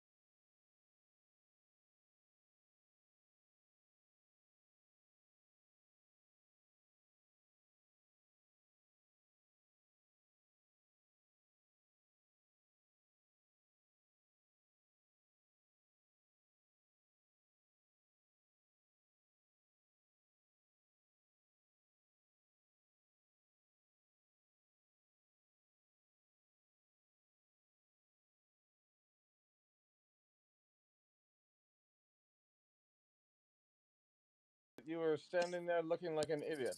I'd I like did if you not could say maybe that. not do so. Oh my I put God. it to the top, and I've also Okay. DM'd it. Yes, I see it. Finding love on X. I shall jump right into it. How is love of your life going to find you if you are dressed up as someone else?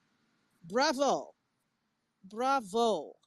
I already see and hear so many things and so many people that I have met. And especially because we have to keep in mind this is on X that we are thinking of. How do people find love on X?